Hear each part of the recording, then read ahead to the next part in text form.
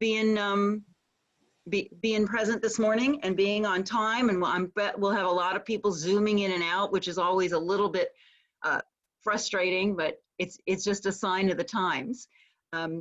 So this class, it's called Success Through Leverage. And I am Ray Wayne. Uh-oh. Okay, it's not moving my PowerPoint. Let me go back for a moment.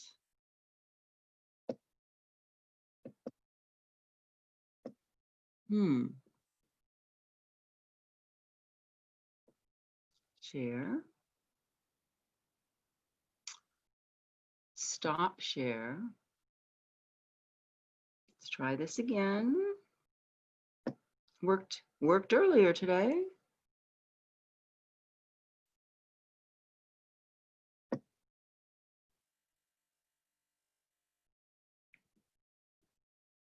Share.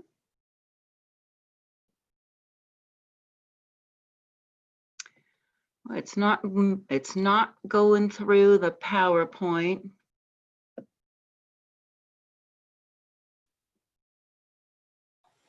I'm not sure what would cause that. On the other PowerPoint at the top of the page, it says protected view, enable editing. Can you click that button? Sure. Okay. Now let me go to slideshow from current slide. Here, resume slideshow. Okay, let's see if this one will go. Well, in the yellow box, can you click on enable editing again? We need that to come off. Yep. And then let's try the slideshow now. Okay.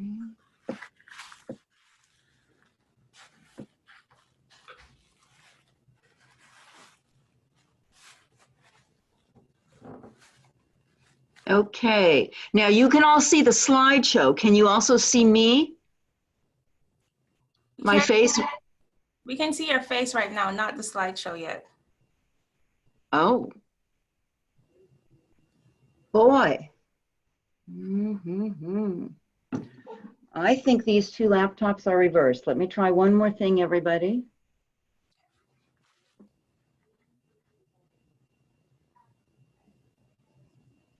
Let me try opening the PowerPoint on my other laptop.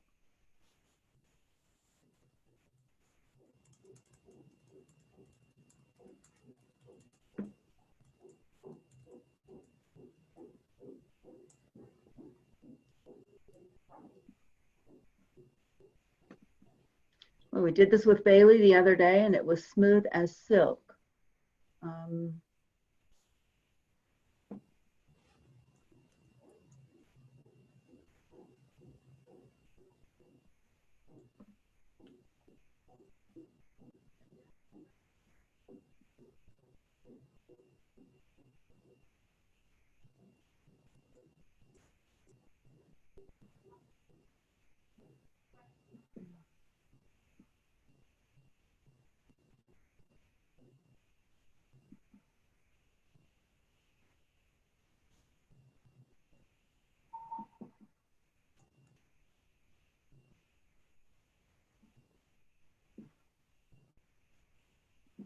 All right, you tell me if you're able to see this now.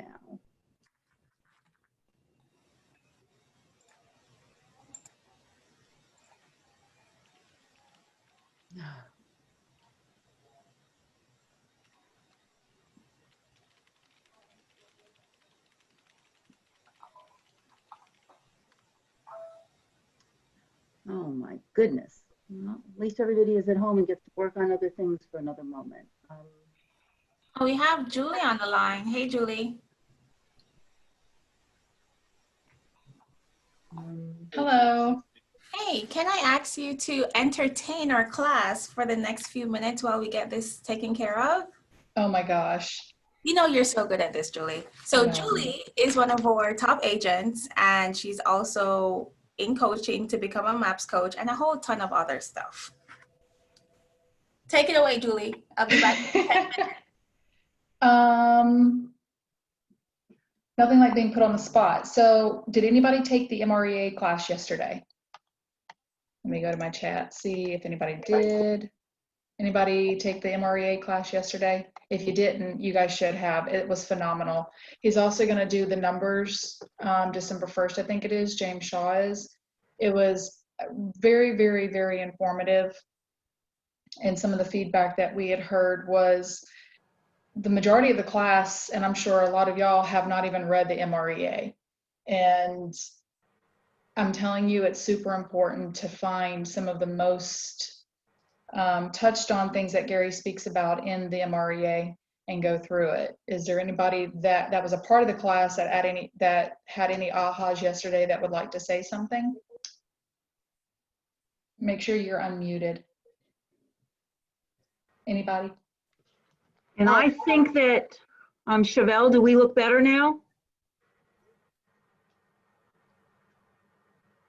I think she stepped away. We can see the Okay. PowerPoint. Bailey, are we seeing the PowerPoint now? Yes. Yes. And we're also seeing me? Yes. Okay, we're ready. Julie, thank you so much. And that's cool that you guys had an MREA class. Those of you that did take it, this will kind of fit right into it. There was almost 300 or over 300, I believe, that James was teaching yesterday. It was a phenomenal class. Oh, and he's one of my favorite, he's one of my favorite people, coaches, bold guys, trainers, all of the above. All right, I apologize for the 10-minute delay, everybody. I apologize deeply, and I'll make it up to you. So now that we're past the technical difficulties, you will know that I was really good at selling houses, and I'm great at coaching and speaking and training, and I suck at technology. So let's just start out right there knowing all of that. So I'm Ray Wayne, originally from Los Angeles, California. I built a mega team called the Busy Blondes, as you'll see on the slide. I am a former longtime MAPS agent coach. I am a former bold coach. I was on the road from 2009 to 2011. I am one of our international master faculty instructors. So when the big giant regional events, non-COVID, take place where there's sometimes 200 agents, 300 agents in a room, I'm one of the people that flies around the country doing those classes. I am John Maxwell certified, which means I have actually been through an approved program and I'm legally permitted to present and speak and deliver all of the John Maxwell material. In 2016, I did something that'll be kind of interesting to all of you. My husband and I bought a beach house on the Florida Gulf. And we were bi-coastal for a while. And then in 2018, we liked it so much that we gave up our California house. And so now I live in a tiny little town here on the Gulf side called Hernando Beach. I'm about an hour north of Tampa, and we look out of our windows and we see nothing but crystal blue water as far as the eye can see. It's the coolest thing in the world. It says up here on the slide, right under Hernando Beach, 7th level agent, and we'll be talking about that a lot today. And the 7th level in Keller Williams speak basically means I built a team through level 1, level 2, level 3, et cetera, and for many, many years, I was able to step away from day-to-day real estate, actually move away from the Busy Blonde office and market area, and still get paid every time there was a closing. That was one of the reasons that I brought my team from RE/MAX, my partner and I, to Keller Williams way back in 2001. I was really excited about the 7th level exit strategy and all of the, Now, are you guys seeing that, my screen pop up? Oh, just the presentation. You're just seeing the presentation. Okay, my other thing, it's like showing my emails. So as long as all you're seeing is the presentation and you're seeing me talk too? Yep. Okay, we're good. Okay, so let me give you my disclaimer. What we're going to talk about today is a combination of what I've learned from our company and the MREA models. It's going to be what I learned from growing a team and running a big team and selling thousands of houses in my life. It's going to be what I've learned from coaching some of the biggest agents with the most successful businesses in the nation.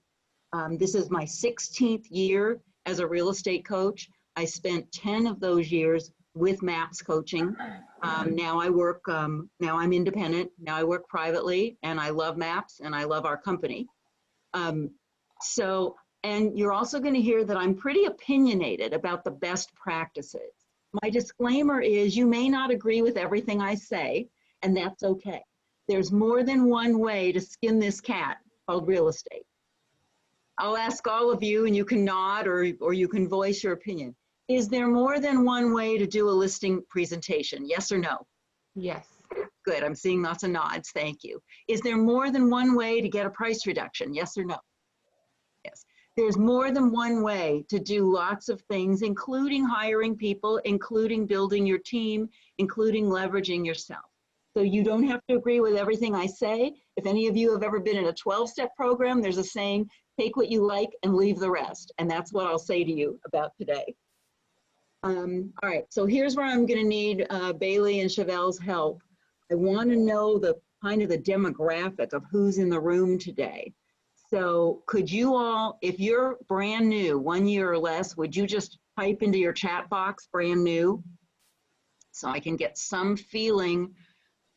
This presentation will go all the way to the 7th level where you never sell another house and you still get paid for years. I'll tell you, as I've been traveling around doing this, I've never gotten that far in the presentation. I've actually never gotten as far as level 6. I've actually not gotten as far as level 5, which means hiring listing leverage. It's not that we run out of time, it's just there's been nobody in the room that was that advanced. So we just dug deeper into the levels of the people that were in the room. So my next question is, if you are now working as a solo agent without any team, please type solo agent into the box.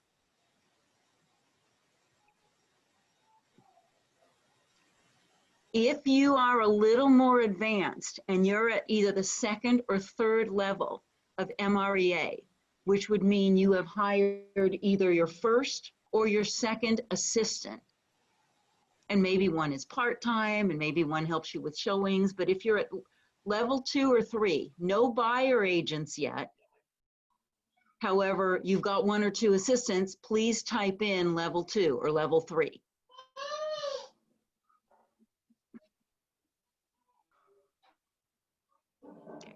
If you are at the 4th level, which means you have some form of administrative staff and you have sales leverage on the buyer side, either showing agents or buyer agents, then please type in 4th level or level 4.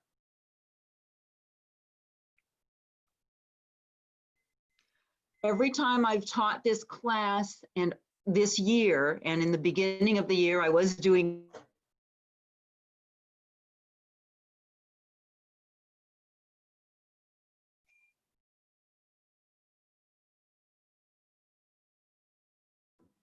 it in person. Level 5.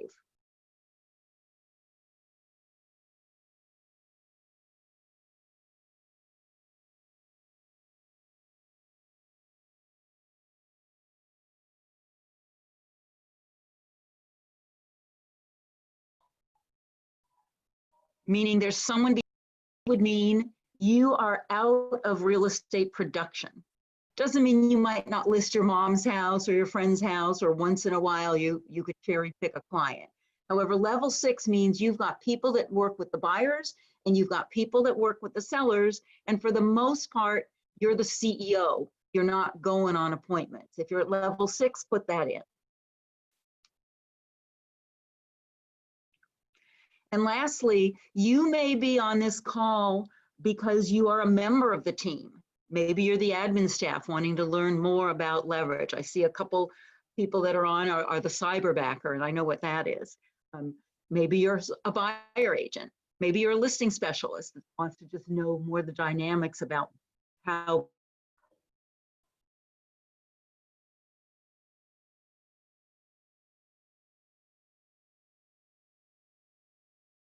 people build teams. Seconds in person, because I just say raise your hand if you're here and raise your hand if you're there.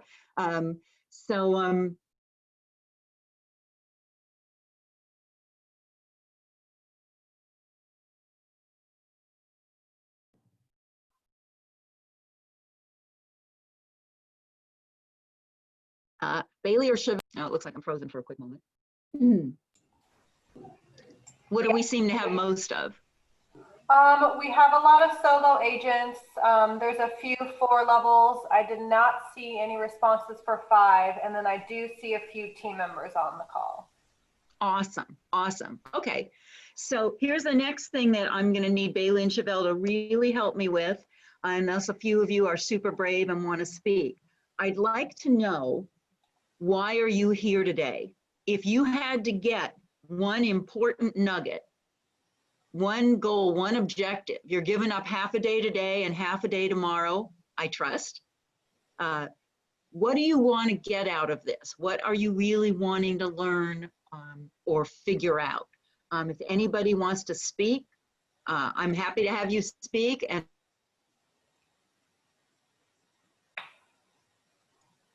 Ray, it's otherwise, if you Julie. could type I in actually about- wouldn't mind trying to see and learn what it's going to take for us, my husband and I and our team, to grow from a 4th level to a 5th level. And just to make sure what we're doing as a 4th level team is what needs to be done. I know every area of every part of the business could always use improvement. So we're always looking to improve and better our systems.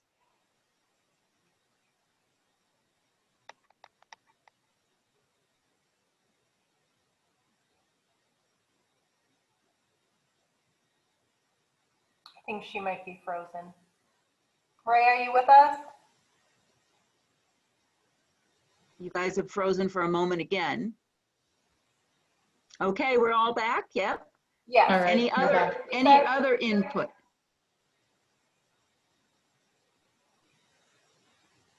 Anything else that anybody's typing or wanting to speak about what you want to learn today? More information on how to grow our business and from one step to the next step, doing it the right way. Awesome. Great, great.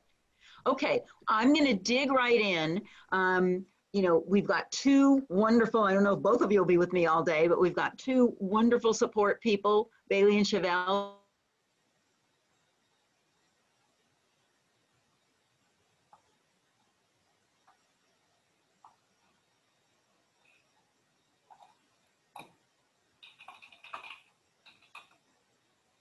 That are monitoring the chat box. When I first became a speaker trainer years ago, I became very curious about how do people retain information. I wanted to do the best job.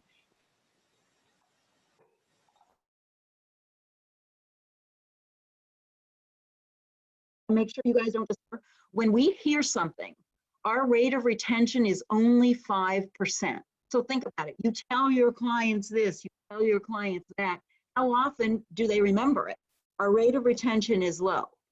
When we read something, it's double. When we read something one time, our rate of retention goes up to 10%. When it's audio and visual, our rate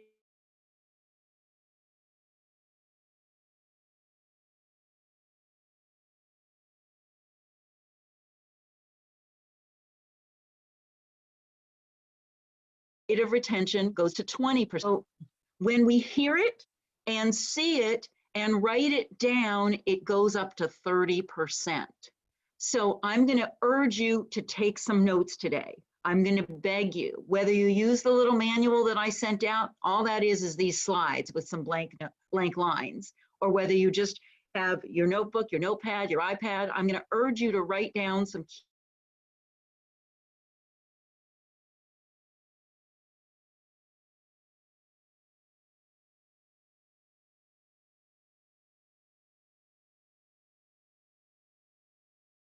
key thoughts. Just by writing it down. Of Keller Williams classes, they put us into groups. And my battery is running low.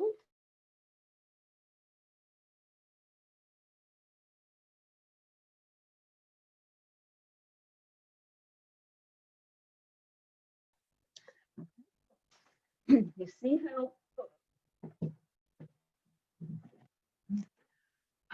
see how important it is to have help? To have a great assistant around to do all the things that we top producers and high Ds, high assertives, run around like chickens with our head cut off. being productive and don't take care of details. Okay, so hopefully you'll take notes and hopefully you'll retain this information. Let's dig right in. People have asked me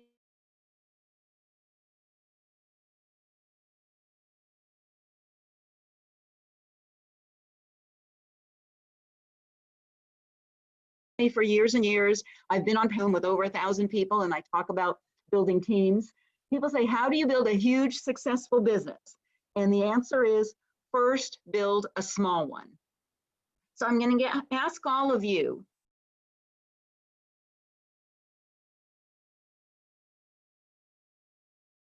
to type in the chat box if you've had at least one sale. And if you're brand new and don't have a sale yet, think about the people that you're working with. But for those of you that had a first transaction, type into the chat box, was it a buyer or a seller? And I would assume our group will be pretty similar to my past groups. Bailey, how many are we getting more people saying their first transaction was a buyer or a seller? We have more buyers, a couple seller. Okay, yeah. Generally, when we're newer in the business, we start with buyers. Buyers are friendlier. They're not as threatening. We usually don't have to compete for a buyer's business the way we have to compete for a listing appointment. Most of us start with buyers. So one small one, you've got to become a success yourself before you're ever going to be successful through others. Make sense? On the buyer side, how astute are you? How knowledgeable, how confident are you about every bit of the buyer side of the business? The purchase contracts. My background before real estate, a legal assistant and a paralegal, very young. I only went to college for 1 year and I pretty much partied during then. So I quit college and I loved working and I loved making my own money. And so I was really good. Just a few years later when I became a realtor, I was great with contracts because I had a legal background. Do you understand all of the clauses in the language and the contingencies? Can you clearly articulate the time frames for every step? Do you understand what legal protection your buyer has? Do you understand what are the consequences if they blow a deadline, if they don't respond, if their loan doesn't come through?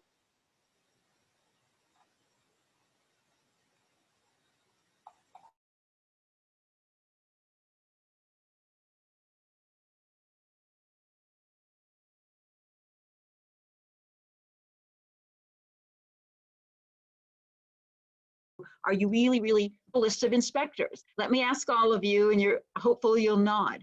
Will your deal go smoother when it's a home inspector that you recommended? Yes or no? We all nodding? Yes. Not that we don't want them to cut corners.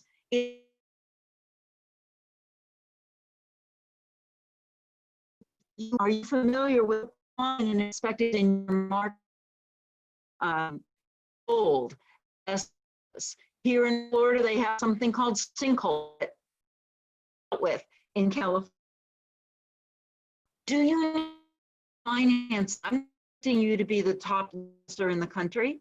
You know something about financing. Can you articulate to the buyer a little bit about the current loan programs or what some of the qualifications might be or what some of the hoops are that they're going to have to jump through? Yeah. And here's a big one. Can you pre-qual a buyer? An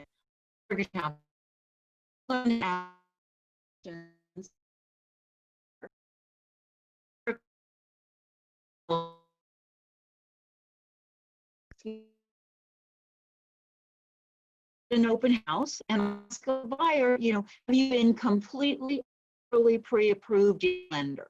I would say no, because if they decide to ask some different questions, no, or we're working on it, or we didn't get started, awesome.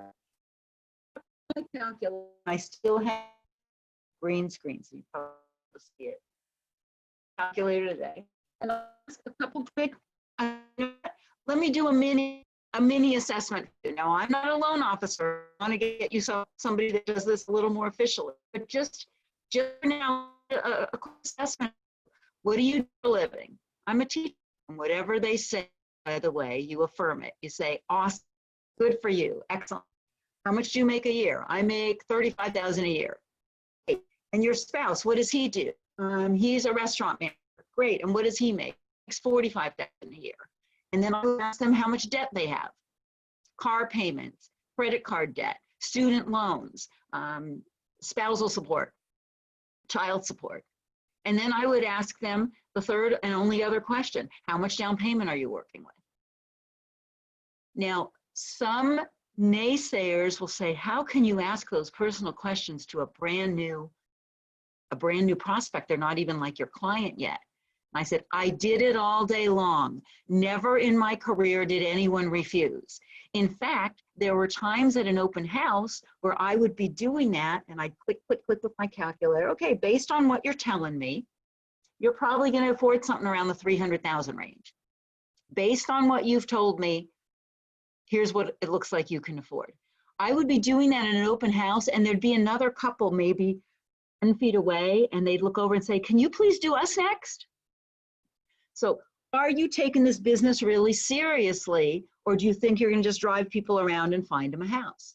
Now, the next step would be the listing side, and I'm going to say the same thing. Are you really becoming a success by yourself on the listing side? Are you totally knowledgeable and comfortable with every clause on that listing contract? If you're working with a buyer or a seller who's a high C, who's a high analytical, super into details, super cautious, super careful. If they flip open the second page of the listing or the buyer contract and they point to one clause or one sentence and say, I don't understand this, do you have to say, let me get my manager? Or the title person will tell you? Or can you articulately explain everything on that contract? I used to ask the agents on my team early on when we first hired, take these contracts home, take a yellow highlighter or a red pen, come back tomorrow with anything on here you don't really understand. And we did a lot of training on my team. On the seller side, how astute are you in all these areas? Marketing, advertising. Now, those of you that are more experienced, Julie and company, does marketing and advertising really, truly, just between us, is that really what sells the house? Yes or no? Oh, and Julie might be, I shouldn't put her on the spot. What really sells the house, everybody? Yell it out to me or yell it out on your chat box. What's the biggest thing that sells a property? Anybody? Price. Price. Very good. Ding, ding, ding, ding. Price. I happen to be going through a traumatic time right now, and all you realtors should be forced to do this every 5 years. I'm in the process of selling my house and buying another house. It is so stressful. We should all have to do it every 5 years so we know what our clients are going through. Long story short, we hit the MLS last Thursday night. There were 2 showings Friday. There were 2 showings Saturday. And by Saturday night, I had 2 offers on the table. By Saturday night, I was under contract. People say, oh my gosh, you must have had such a great agent, which I did, one of my coaching clients. People say, oh my gosh, you must have, your house must be so fabulous. I'm biased. I think my house is beautiful. However, what do you think is the reason I got an offer so fast? It was price to sell. Do you understand tax ramifications? Somebody says they're going to sell their house. They've lived there forever and they've paid it off. Maybe they're a little mature couple and they're going to clear $500,000 and now they're going to go buy this great retirement home for $500,000. You're going to get caught behind the 8 ball if you don't talk to them about capital gains. Commissions. How strong are you about commissions? This isn't a class about scripting about commissions. This isn't a class about lead gen, although I love those topics. You know what? When you're flying solo, just me, myself, and I, you can cut a deal and shave a percent and do this and do that to get the listing. When you're running a business where you're responsible for other people and other expenses, every 1/4% counts. Are you someone that just rolls over, or do you not go down without a fight? And can you explain all the closing costs if someone has a question for you? When we took a listing, we always provided a net sheet for the seller. My longtime coaching client and now super dear friend here in my little town, when she took the listing with me and my husband, you know, at the end, I mean, she had already brought it with her. She had the whole net sheet with us. We knew exactly how much money we'd be walking away with. All right, so once you become an expert on your own and we start to talk about building a team, we talk about using systems and tools for leverage, and then we talk about people. Those are the only ways that we're going to leverage ourselves and our own efforts. We start out by using systems and tools to become more efficient, and then once we've maxed out our efficiency, we start to look to other people. So when we talk about systems and tools, if you put it in the chat box, what would be one of the most primary foundational system or tool to be efficient as an agent? I'm hoping that one word comes up from almost everybody. Bailey, what are we seeing? Database. Database, yay! Very good. We got over 50 people on this class. I'm so excited. Yeah, your database is your lifeline. I have a whole list. If I showed you my wall here in my office, you'd have a heart attack because it's very messy, but I'm visual. So I have bulletin boards and whiteboards, and I have here a list of databases that all my clients use. Top Producer, Wise Agent, Brevity, Firepoint, HubSpot, Fresh Sales, Agile, Follow Up Boss, Realty Juggler. People have asked me for years and years, Ray, what's the best database? The answer is the one you will use. You know, I love our company. I have great testimonials about eEdge for years and years. I have great testimonials about Command. Frankly, the best database is the one that you will use. Make sense? It's your lifeline. You cannot function at a high level without, I mean, Gary Keller talks about his original database, which was the 3x5 card. We've got to have somewhere where we're putting all the people in our world with viable contact information and where we're keeping notes and keeping up with them. The next system and tool that will be your best friend is checklists. Checklists are your best friend. And they're not only checklists for how to man a file. Here's a sample checklist. I call it the Agent Survival Kit. And when we had new agents come on our team, we told them this is what they needed to make sure they had with them at all times. And sometimes we played a game with our agents on the team and said, okay, what else should be added to the survival kit? And they came up with all kinds of interesting things. One time the ladies said a pair of sneakers or a pair of flat shoes, because you might go to a property and you might be climbing around in the backyard or having to hammer a sign in and climb through some ivy or something. The checklists will make your life work. They are your best friend. Talking more about systems and tools. How about pre-made packets? You know, my partner is named Judy, and you'll hear more about her through the day. Judy and I built a really big business, and we would get a last-minute call for a listing appointment. Someone would call, oh, we just found out, you know, we need to sell our house. How soon can you come over? And we'd jump up, and the two of us would run around the office like chickens with our head cut off, getting a packet together. Okay, where's the exclusive? Where's a copy of our flyer? Where's our bio? Oh, we're out of our bios. You know, where's the sheet that talks about the team? You know, where's the this? Where's the that? Then one of our little assistants looked at us one day and said, why don't I make up about 20 of these for you ahead of time? And then anytime that you get a call for an appointment, you can just reach into the drawer and you'll have your listing package. Duh! And one of my old, not old in age, but old as far as many, many years ago, buyer agents, when the Busy Blondes were at our heyday, is actually joining us today. So you're going to hear a little bit from Martha, and Martha will know we also did that with the buyer pack. There was one area where all our seller packs were, and we had our little weekend receptionist girl put them together on the weekends and check them every weekend to see if they were running low. And then we had the buyer pack that had a contract in it. It had this disclosure statement. It had a net sheet so you could calculate that. It may have had, some information on the busy blondes, whatever. There was a buyer packet, and if any of the buyer agents were going out on an appointment, they could just reach in that drawer and take it. And the final one I'm going to talk about today, although there's so many, I made a promise in the video that even if you're a solo agent, you're going to walk away from here with some good tools and systems to be much more efficient. Pre-written form letters or notes. Pre-written.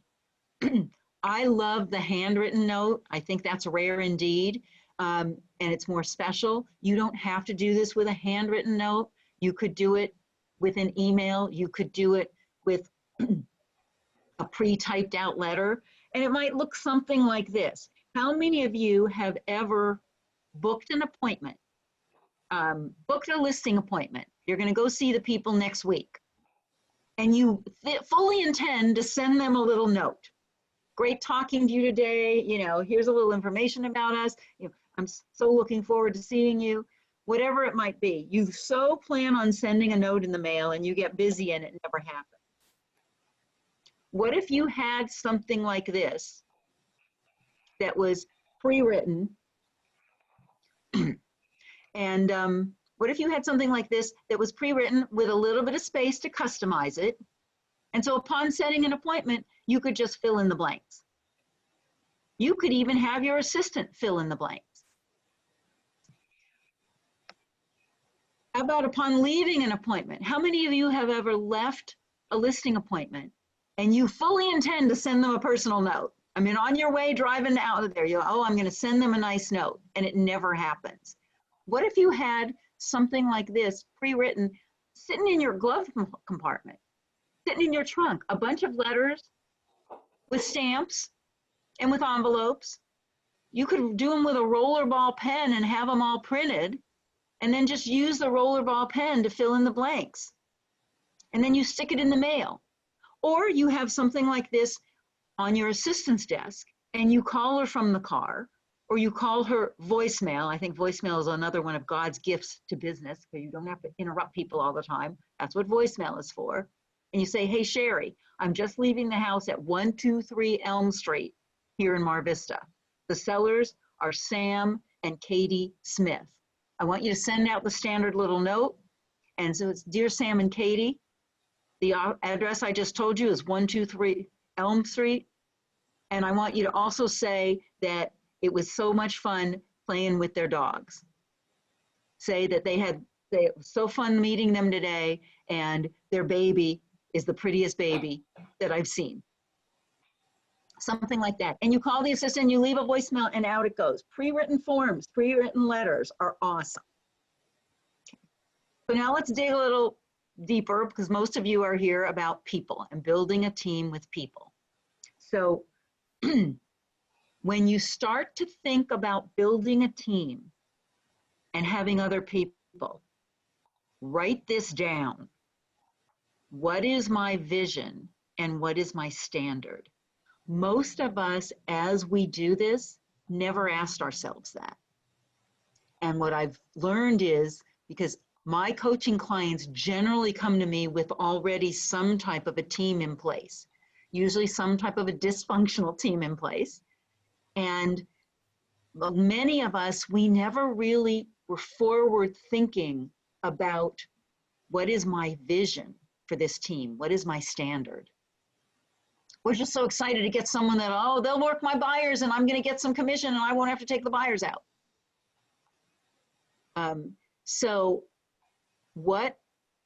Just picture, close your eyes, visualize it. What do these people look like? What do they sound like? What do they feel like?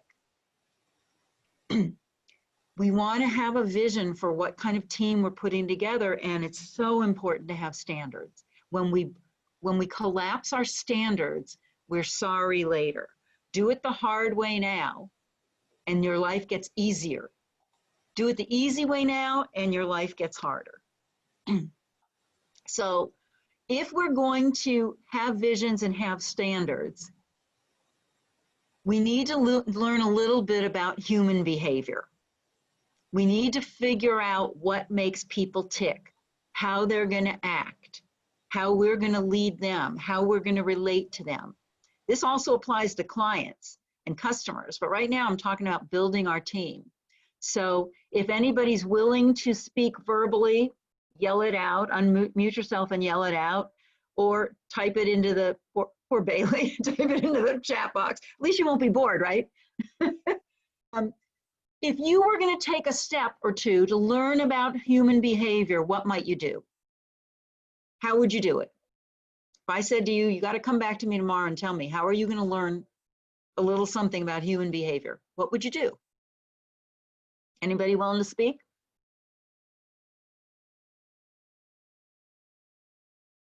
Anybody chatting? Anyone typing? Don't see anything yet. Okay. Elise says personality test. Absolutely. Personality profiles. The KPA is awesome. I'm also certified to teach career visioning, so I'm very, very knowledgeable about the KPA.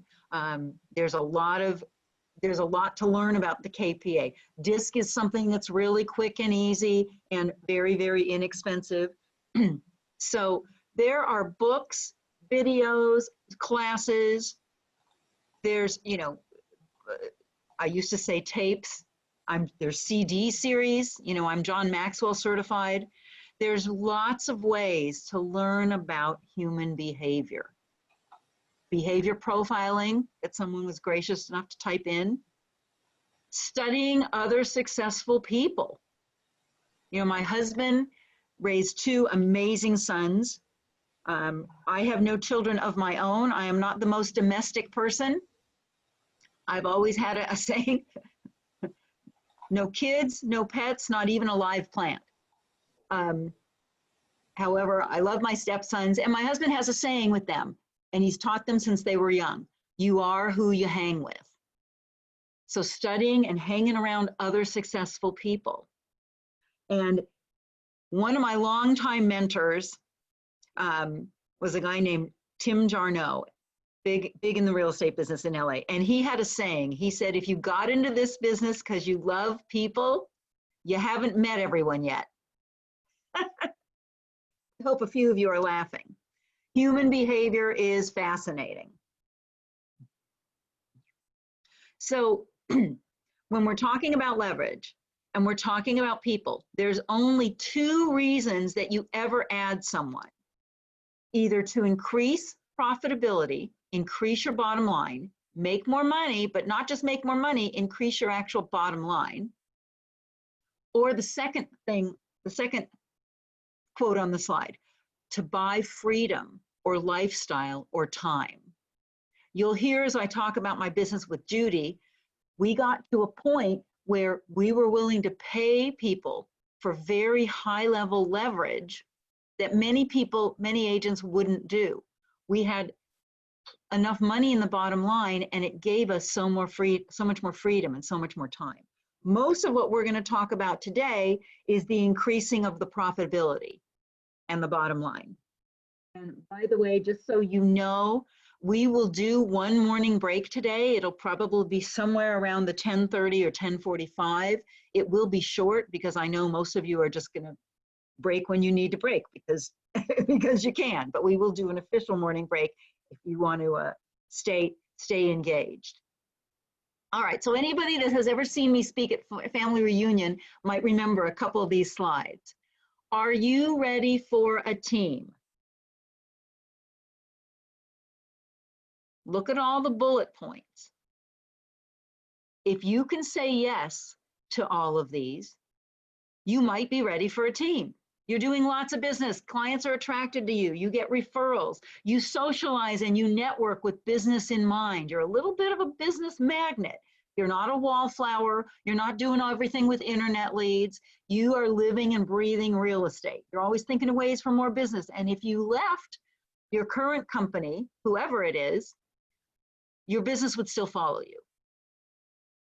If you say yes to that, you're ready for a team. You're ready for some kind of help, some kind of leverage. Now, here's the deeper question. Are you ready for a team level 4 and above? That means other people are going to be doing some sales. Other people are going to be doing commissions. First of all, have you mastered levels 1, 2, and 3, which means everything that could be leveraged and delegated to your 2 assistants, not 1, but 2, if you follow the model, is being leveraged and delegated. You want to master all of that before you start bringing on salespeople. When you bring on salespeople, you give up a big chunk of earnings. So have 2 assistants. Let at least one of them have a license. We'll talk about that. There's a lot they can do for you, and you don't have to be giving, 30%, 40%, 50% of a commission. You're ready for a team level 4 if you're no longer doing the $10 or $12 an hour work. And these other things, you're spending too much time with buyers. You can't give as good of service. And the bottom one is really important. You've mastered the daily discipline of lead generation, whatever that may be. You've mastered the daily discipline of lead generation. We don't want to bring on someone else to help us make sales and then have to let them go because there's 0 business. Begins with you and your foundation, and we'll be digging into a lot of this today. Here's where I'm going to get real opinionated. And if you're doing real estate part-time, bless your heart, Keller Williams loves you. I believe if you're going to build a team and you're going to first become a big success yourself, this is full-time plus, ladies and gentlemen. We get unlimited income. The sky's the limit. There are doctors and lawyers and accountants that don't make as much money as some of us realtors. They go through hundreds of thousands of dollars in schooling and years of education. With us, it's an easy entry business. The sky's the limit. Don't tell me you're going to set the world on fire 20 hours a week, 4 or 5 hours a day. Don't tell me I won't have time for you. Strong database per the MREA model. That means your MET database, MET. They know you, they like you, they would take your call. They're not going to yell and scream and hang up on you. They know you, they like you, and they would consider you if they were going to be doing something in real estate. Outstanding customer service, training, education, leadership, investing in your people and in yourself. This leadership business, it's not about hiring a bunch of people and putting your feet up on the desk and having them go work like dogs. Talking a little bit more about leadership. Are you willing to lead by example? Now, eventually, I coach some agents that are a strong level 6. They've got listing specialists, they've got buyer specialists, they've got awesome operational operations manager, sales manager. However, in the early days when you're growing your team, you're in there with them. If they're making some calls, you're making some calls. If you're saying that we work from the office every day, you're in your office every day. Are you willing to lead by example? Hold weekly trainings with your team and look at the spelling, everybody. That's not W-E-A-K. That's not having a week meeting. That's having weekly meetings. My model, the model we recommend when you're building a team is once a week, you're going to meet with the whole team. And once a week, you're going to meet individually with your salespeople. Every week, one-on-one with your salespeople. You got to know what they're doing. Most of the time when you hire an agent to work on your team, to work under your direction on your team, most of the time they're not going to be quite as experienced as you. They may have more years in the business, they still might not be as successful as you. You got to know what these people are doing. Martha, actually, if you're able to, Martha, can you unmute yourself for a moment and say hi to everybody? Now, she also has an important closing today, so she might be hung up. There she is. Okay, Martha, did we have weekly meetings with the group? We sure did. We sure did. Actually, we did it twice a week, if you remember. We did it every Monday to talk about the weekend and the open houses, and then we did it to do another training. And on Wednesdays, if we had new listings, we took all of you guys to the new listings, right? Mm-hmm. Did- We had a lot of did- meetings. We had a lottery. Did we have too many? No, not at all. No, just when something, you always informed us about things. We would just get together if there was something that we all needed to know. Mhm. Okay. And did one of us, either me or Judy, I don't think Jeff did at that point when you were there, but did me or Judy sit with you once a week and talk about where you were with your buyers? I believe so. Yeah, it's been a lot of years. I know. Martha moved away from LA back in 2006. So And I had two of those things that take away your brain cells called kids. So yeah.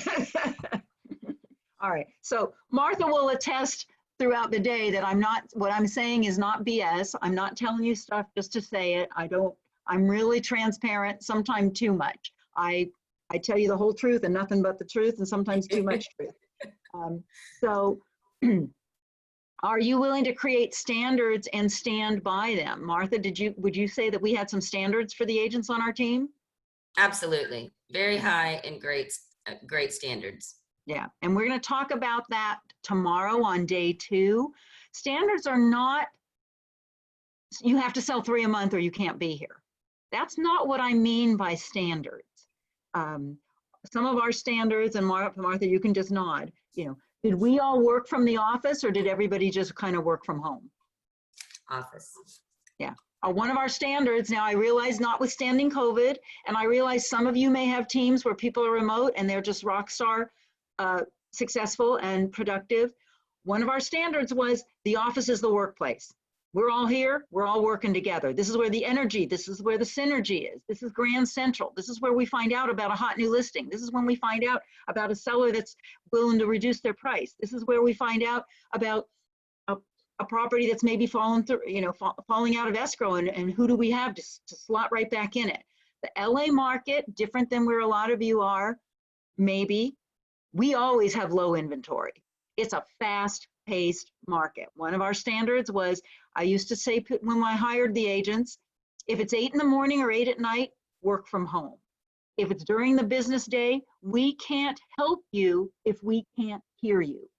Got to be here. Are you willing to be committed to their success? So this thing about growing the team, leading the team, setting a good example, it's a lot more than just hiring a group of people. And unfortunately, without the proper guidance, a lot of agents get busy and they just start hiring people. So here's a big one. Are you willing to let go? If you're going to really lead a team at a high level and succeed through others and succeed through leverage, my class is called Success Through Leverage. Are you willing to let go of every call coming to you? Are you willing to let go of screening every lead, solving every problem?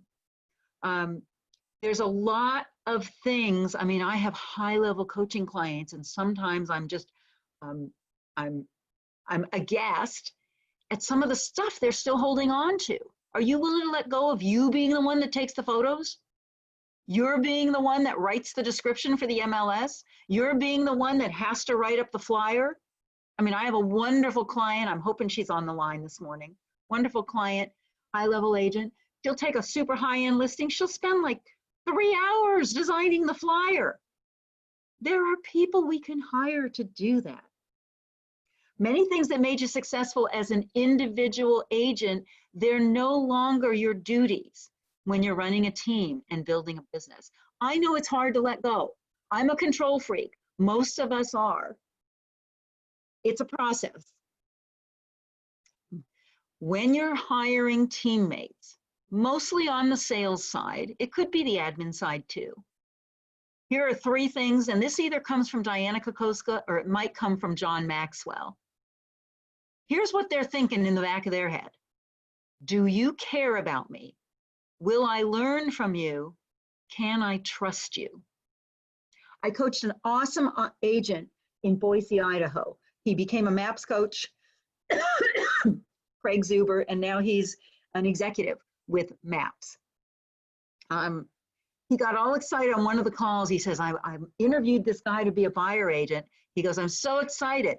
I said, tell me about him. He says, he's been knocking on doors for AT&T for the last couple years. He's a salesman with AT&T. He knocks on cold doors and asks people if they're happy with their internet service, if they're happy with their phone service. So let me ask all of you, if you were looking for a buyer agent on your team and you were willing to train someone that didn't already have real estate experience, would you be excited to meet this guy, right? Young, sharp guy who spent the last couple of years knocking on cold doors, getting people to switch to AT&T. So Craig was pretty excited. So my big question was, why is he leaving if he's done so well at this? And the answer was fascinating. Listen carefully. He said, when I first joined, he said, my boss, he said, my boss is amazing. And when I first joined, my boss paid so much attention to me. He met with me, he would train me, he would script with me. He looked after me. He said, I got so much attention from him. He said, and as I got better and better, he stopped paying attention to me. He said, I've peaked out here. There's nothing more that I can learn, and it's kind of boring. So the law of the lid, as John Maxwell says, we've got to raise our lid, our head here. We've got to raise our game always. We've got to stay ahead of the people that are with us, and we've got to make sure that our world gets bigger and bigger so that their world can keep getting bigger and bigger. People don't care how much we know until they know how much we care. So now you can just do this for fun. You don't even have to put it in the chat box. Based on what I've said so far, on a scale of 1 to 10, how ready are you? And if those of you that have a coach, you might kind of share this with your coach. You down at the bottom, not very close, or are you up near the top, like totally there?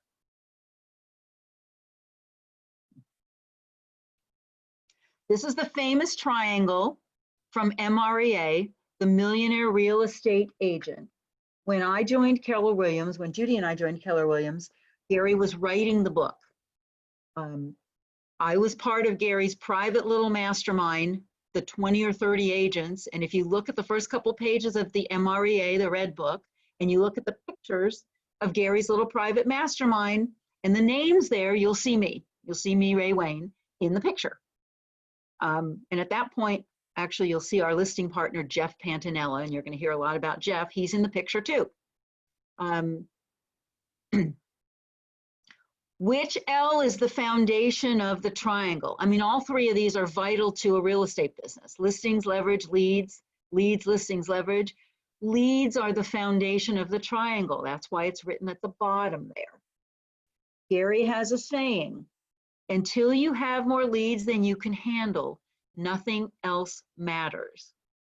I zoomed in for a lot of mega camp, and one of the sessions that talked about teams, I was so thrilled. They stressed over and over again, don't start hiring a bunch of people until you have more business than you can handle. You don't do it in reverse. We've had a lot of teams, pardon my language, they've bastardized the model. They decide they want a team. They hire all these agents, 1, 2, 3, 6, however many. They hire a bunch of agents, then they buy up a bunch of internet leads. They go to Zillow, they go to Realtor.com, they go to this service, that service, and they get a bunch of internet leads. Then they throw all the internet leads at the agents and they beat on the agents to make sales. They've bastardized the model. The model is you work to your maximum capacity, become as efficient as you can making sales. Then you get 1 and then 2 assistants so that they can take all of the minutia off of you and you can even make more sales. And only when you get to the point where you're maxed out at your efficiency do you bring on someone else to help make sales. It's not a lead generation class, but just for the fun of it, can't have a big business without consistent leads. Where do you rank? How organized, efficient, robust, and consistent is your lead generation and lead flow? Kind of like a soul searching for those of you that are individual agents and wanting to learn about growing teams. All right, so how did I get here? I would love to screen out of the PowerPoint. Yep, good. I'd love to zoom out of the PowerPoint and just talk to you full screen, but I don't dare because it's working and I don't want it to not work. So I'm going to just tell you, go down memory lane a little bit. I got my real estate license in 1986, grew up in LA. I quit school really early, like I said. I loved working. I got my real estate license in my early 20s, if those of you want to do math. I had bought my condo when I was only 22 years old. And a couple years later, when I went to sell my condo and didn't quite have my license yet, I met a gal at an open house named Judy Scheller. She was the top agent with Merrill Lynch Realty back then, actually. She had a private office when I went there. All the other people were just out at little desks. I didn't know how my life was going to change. Judy became my real estate partner. I got my license in 1986. Judy was the top agent in the office. She worked with another partner. There was no such thing as partners back then, unless it was a husband and wife. And there was no such thing as teams. Got to remember, 1986, there was no internet. No internet. 1986, there were no cell phones. Everything was a landline. 1986, there were no fax machines. I wish I was there in person with all of you because I like to chat and interact and laugh a little bit. In 1986, when you wrote an offer on a property, then you went outside and got on your horse. You got on your horse with your covered wagon and you trotted across town. Of course, I'm kidding about the horse. However, those of you, is anybody on here? Put a yes in the chat box. Anybody here that was in selling real estate back in 1986? I know a lot of you weren't even born. When I do the classes in person, there's usually one or two veterans that have been doing this as long as me. I always joke and say, please don't let me be the oldest one in the room. Okay, today I'm the oldest one in the room. So by 1990, I was doing really well and Judy's partner was retiring and I became Judy's partner. And Judy and I worked together, and years later, we built more and more of a team. When I joined Judy, I had a part-time assistant. Judy had a full-time assistant. So we were actually kind of living the model with two assistants before we ever would bring anybody on to work buyers. Judy and I have been together since 1990. We're not love partners. I have a man husband. Not that there's anything wrong with it. Remember, I'm from California. So in 1999, we were approached about this company called Keller Williams. We were at RE/MAX at the time. We loved RE/MAX, loved the broker owner, cried the day we left. We were approached in 1999 about this weird company called Keller Williams. They wanted Judy and I to open up the first market center in LA County. We had no interest in owning a real estate company. We loved selling houses. And by 1999, we were doing like over 100 houses a year. And in Los Angeles, that's unheard of. No one in Los Angeles does big volume because the prices are high. They can sell 4 or 5 or 6 houses and be considered a mega agent. So we were approached, we had no interest in it. And the people that approached us said, but Keller Williams is all about teams. It's all about building teams. And I'm like, who do you think you're talking to? We got a big team. You know, we got one of the biggest teams in the country. They said, well, it's about leverage. It's about having an exit strategy. It's about this thing called 7th level, and you could have an exit strategy. And I said, we already have an exit strategy. We have a really, profitable team. It's called Busy Blondes. We trademarked the name. Someday we'll sell it. So we weren't interested. Finally, they said they wanted to fly us to Austin to go to this thing called Launch. We didn't know what that even meant. We thought it's like launching your team and launching your real estate career. And we kept saying no. So one day, meanwhile, a husband and wife in our area, realtors, they did open up the first Keller Williams. And they were incubating back then. I don't know if they still do it now. They incubated out of your house. You weren't even going to pay for an office until you had a certain amount of agents signed on. So they'd incubate out of their house, and they had a few forlorn, low producing agents working from their houses. And they'd have these meetings like Amway meetings at their house to try to get more people to join Keller Williams. And they would always keep inviting us. One day we were on our way to a listing appointment in their neighborhood, and it canceled at the last minute. By now, by 1999, there were cell phones.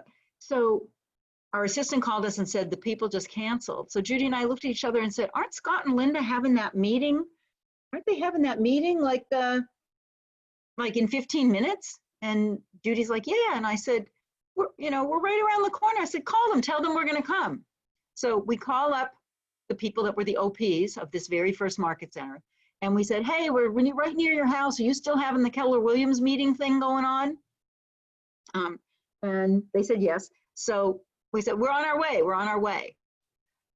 Not to brag, I can only imagine the panic and the excitement when they hung up that phone and said to the whole crowd at their house, oh my gosh, the busy blondes are coming over. The busy blondes are coming over. We went to their house, and they had like 6 or 8 people. There was someone that was going to present the Keller Williams agent thing with a whiteboard. We had seen it before. Somebody else had drawn us some circles, and we weren't really very interested. But this couple now, they actually opened an office. They actually had a couple Keller Williams signs. We were sort of curious, don't like to be left out. So as it turned out, everybody there at their house was a shill. We were the only real prospects at their house. There was a title that Martha, you might remember a couple of these people. Pat McGurk was there from Southland Title. Matt Gaglin was there. There were a couple loan people. I mean, there were bodies, but there were no real prospects. There was an amazing girl, and you could look her up. Her name is Erica Hill. She's the owner of the Boise, Idaho Market Center. She's also a regional owner in Southern California. She was there explaining the opportunity. And she's on the whiteboard, and we're all sitting around kind of watching and listening, asking a few questions. And then she started to talk about the training that Keller Williams had. And she started talking about the MAPS training. And back then there was no coaching at Keller Williams. They had lots of classes though about teams, and it stood for Mega Agent Productivity Systems. Mega Agent Productivity Systems, MAPS. Now it stands for Mega Achievement Productivity Systems, because the MAP stuff is not only about agents. So she pulled out a book, and it was a book all about building teams, and it was thick.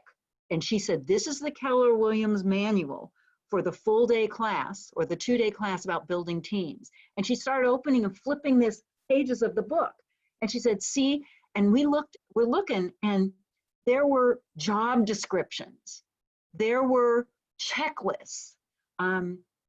There were flow charts, like who should be under, who should supervise this person, and who should supervise that person. There were questions about interviewing people.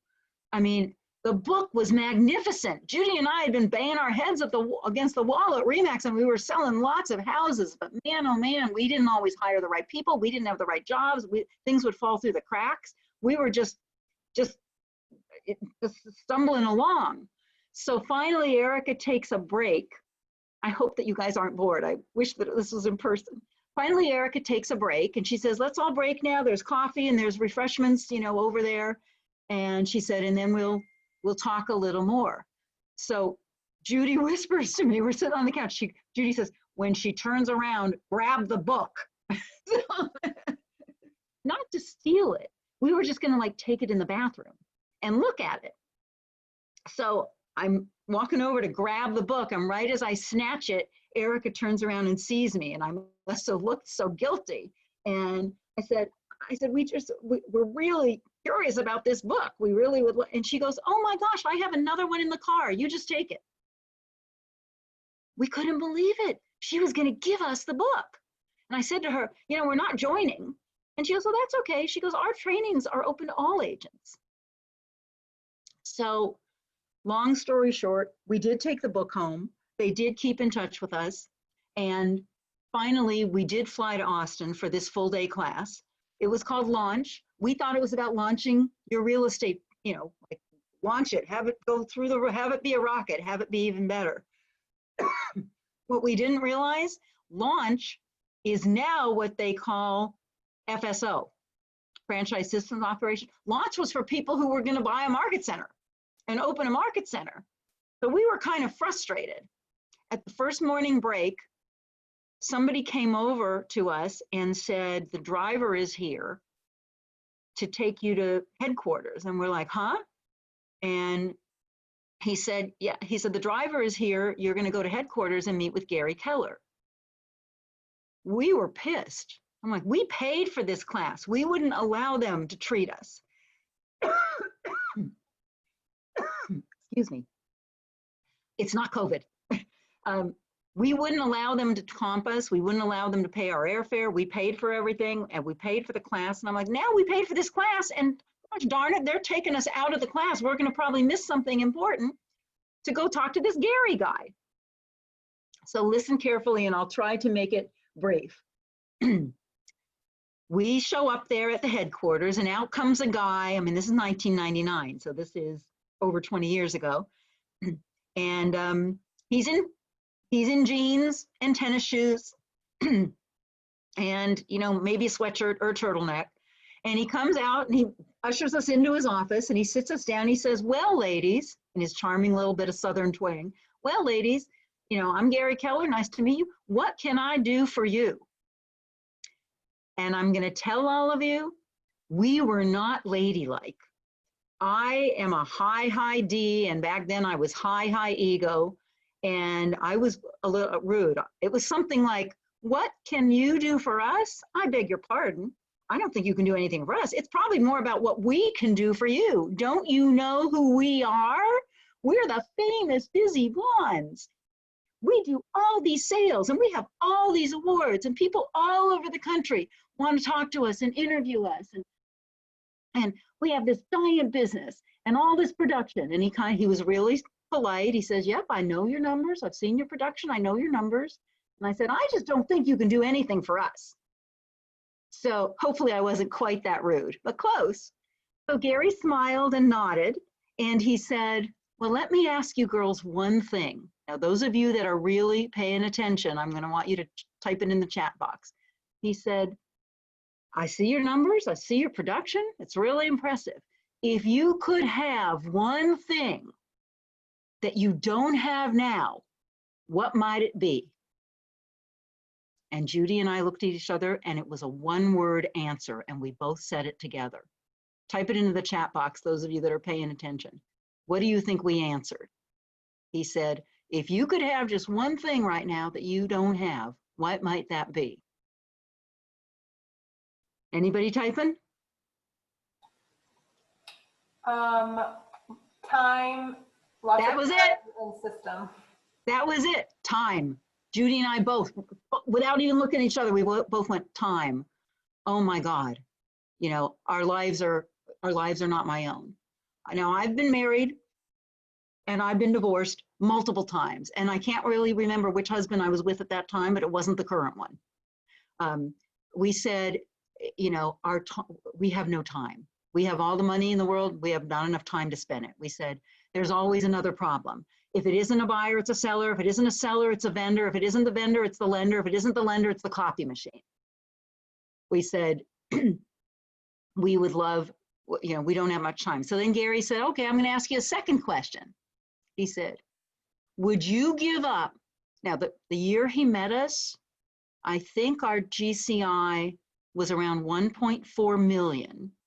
And we were real profitable. I believe by the time everybody was paid, Judy and I were netting 450,000 a piece. I'm being real honest. Some of you may say, wow, wow, wow. Some of you may say, oh, it's not that much.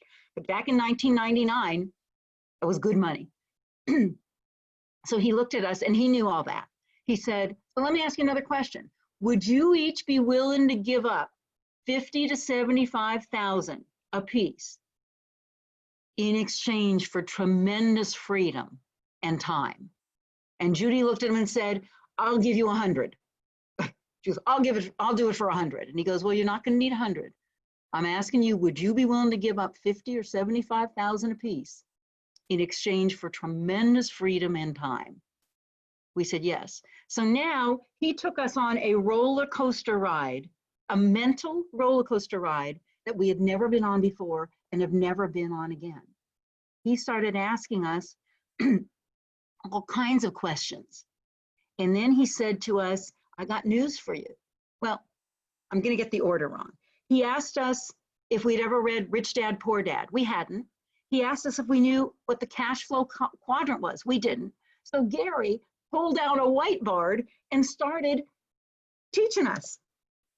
The Cash Flow Quadrant is a second book by Robert Kiyosaki, the author of Rich Dad, Poor Dad. And the cash flow quadrant looks like this. There's an E, a B, an S, and an I. And because we're not interactive, I'll just speed it up and tell you what they stand for, and some of you may know.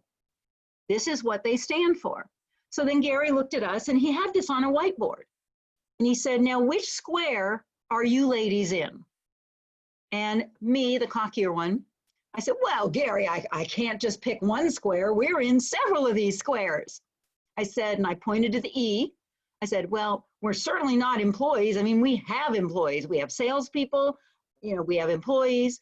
And I said, we're, if you go, and you're supposed to go down like a clock, like a reverse clockwise. The E, then the S, then the I, then the B. So I said, we're certainly not employees.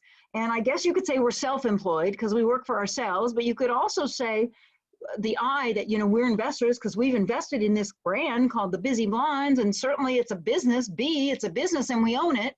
So I think we're kind of in three out of four of these squares, Gary. And he's shaking his head no. Anybody able to, I wish you'd shout out verbally. He said we were wrong. What box did he tell us that we were in? Anybody want to guess?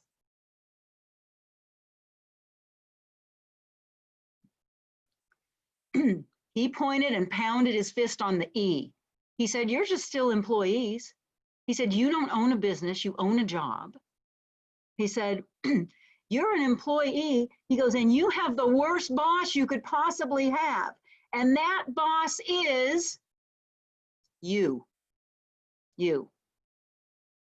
And then he said, I asked you a few minutes ago if you would give up 50 or 75,000 each in exchange for tremendous freedom and balance in your life.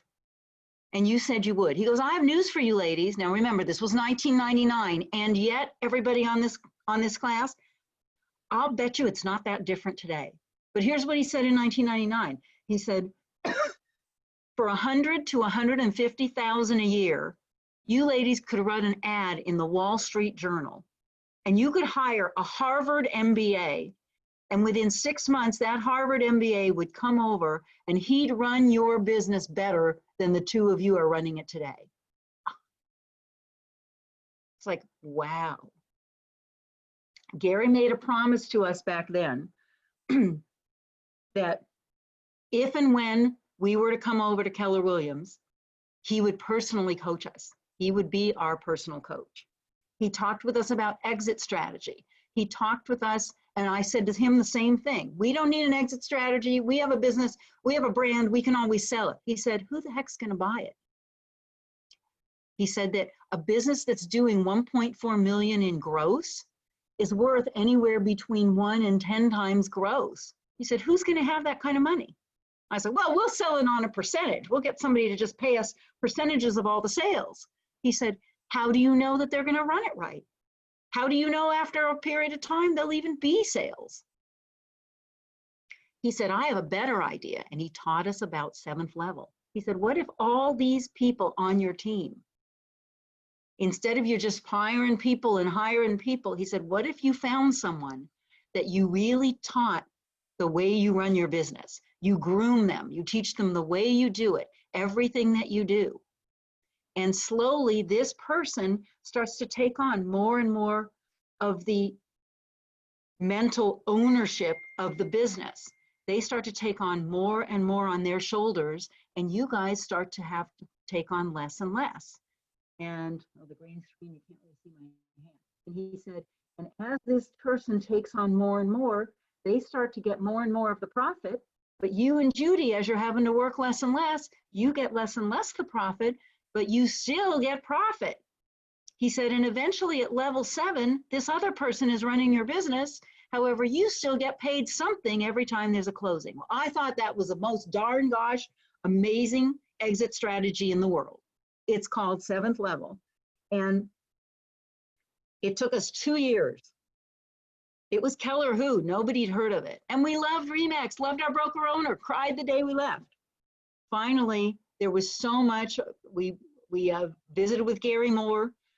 Dave Jenks is the other guy that wrote MREA. If you look at the book, you'll see Dave Jenks' name on it. We flew to Denver, met with Dave Jenks when he was teaching that all-day class about teams.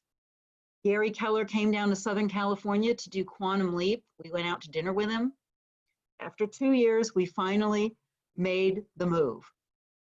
One of the things Gary shared with us that day, almost break time. So I'm going to give us our break after this slide. One of the things that Gary was sharing with us was to have a business worth owning, you start out with I do it. Then you transition to we do it. We kind of were with the we do it. We just couldn't ever conceive of the they do it.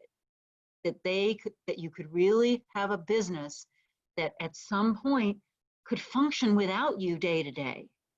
I do it, we do it, and they do it. All right, everybody, I'm going to leave the PowerPoint as it is because I don't dare change anything.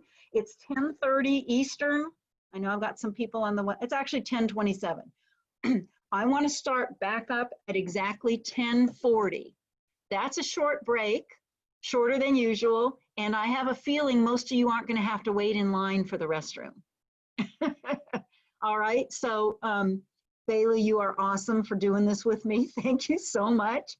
And all of you, the last count it gave me, there's over 62 people on right now, so I'm thrilled to have all of you. I'd love you to be a little more verbal. 66 people. So let's take a nice break now, quick break, and I'll see you back here at 10:40 a.m. Thank you.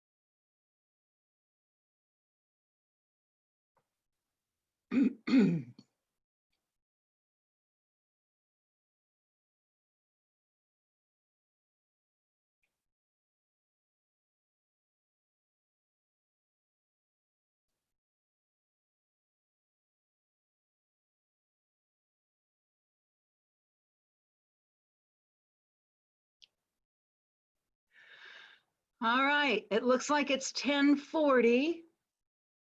Now, can you all hear me? Did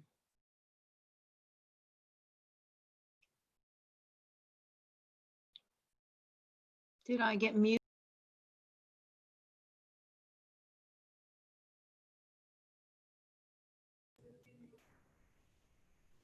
Ray, we could hear you before. I think you just muted yourself. You're muted right now. Okay, I'm back. Perfect. Where'd all the where'd my gallery go though? Before I was scanning and looking at all the, oh, I see, there's something I can push here. Oh, kind of didn't want it that way. Let me try it this way. That's how it was. Well, that's fun. I got a handful of my clients. Hey, key finders, and from New Orleans, no, from Baton Rouge, excuse me. How nice to see all of you. Stephanie. Hey, Ray. Hey, Jeffrey's there. That's really nice. I think I got a handful of my clients. I see a Cynthia. I don't know if that's my wonderful Cynthia over there in the Phoenix Scottsdale area, or if it's a different Cynthia, but I got people on the West Coast. They volunteered to participate a little bit, 6 o'clock in the morning for them. Okay, so back to some of the things that Gary taught me and taught us. This I do it, we do it, and they do it. We were really good at the we part. Really good at the we part. We were sort of good at the they. I mean, you know, you don't do over 100 deals in a high maintenance town like the west side of LA, where everybody has a lawyer and everybody has a business manager, and the contracts back then were thicker than molasses because of all of the legalese. I mean, real estate is not one size fits all. In some cities and some demographics and some price points, it's definitely higher maintenance. You don't do all of that without getting sort of good at the they do it. However, we just didn't know what we didn't know. There was so much more to know. And with RE/MAX, as much as we loved it, we were just kind of bumping into walls doing our thing. And this company had so many roadmaps for us to follow. So here's what Gary said to us that fateful day. He said, let me explain some basics to you about running a real estate business. This is life-changing. If you guys can get this in your gut by today and tomorrow, you know, you'll remember it for a long time. You'll keep it forever, and it'll take you into the future. Gary said to us, ladies, think about it. There are 3 facets of any real estate practice. Just 3. You've got the listing side of the business, you've got the buyer side of the business, and you have an administrative side. And there's a reason I listed them in that order. So what he said is, think about it. If you get to a point where you have a really magnificent, talented person handling everything on the listing side of the business, and you have a really magnificent, talented person who takes ownership of the buyer side of the business, and you have a strong, talented, magnificent person that takes charge of the administrative side, he said, it's just 3 key hires. And if you have those 3 key hires, he said, it's a 3-legged stool and it's really sturdy. You're just 3 hires away from tremendous freedom and independence. And then you can take a step back and kind of oversee it. This was life-changing, and it stuck with me forever. Now remember, 1999, no MREA book. I don't know if he was even starting to write it back then. Maybe he was, and we just didn't know. Maybe he was hoping we would join sooner and we would have been more of a case study for his MREA book. By the time we joined, it was already pretty close to getting published, I think. So now there was a short time that some teams started doing it with 2 people. I went to one of Gary's masterminds. In the early days, mastermind, it was just private and small. You didn't pay to go. Gary just invited the same 25 or 30 of us a couple times a year. And he rented the room or whatever, and he brought in box lunches for us, or I think we went out to lunch, but it wasn't like a paid registration. So I'm in one of the masterminds, and Gary kept talking about the 2 key people, the 2 parts, the 2 hires. So on the break, I went over to him. I said, Gary, I must have missed something. Maybe I was on vacation and missed the last mastermind. I said, what do you mean 2? You always said 3. And he said, well, and I think I think this might have been like in 2008 when we were going through the shift. And when you're doing going through a shift, if you read the book, one of the chapters is do more with less. Less people to pay, less people to split profits. So he said, well, Ray, he said, some teams right now are building this machine with 2 key hires. You've got the sales side and you've got the administrative side. So he said, think about it. If you have a really powerful person that takes charge of everything on the sales side, and that would be all of this kind of stuff, and then you got a really talented person to take charge of everything on the administrative side, which would be all of this kind of stuff. He said, you actually could build this machine and transition yourself out of it with 2 key people. Interestingly enough, that's what we had at that time. We brought on Jeff as our listing partner. However, the big picture plan for Jeff was to take us to the 7th level.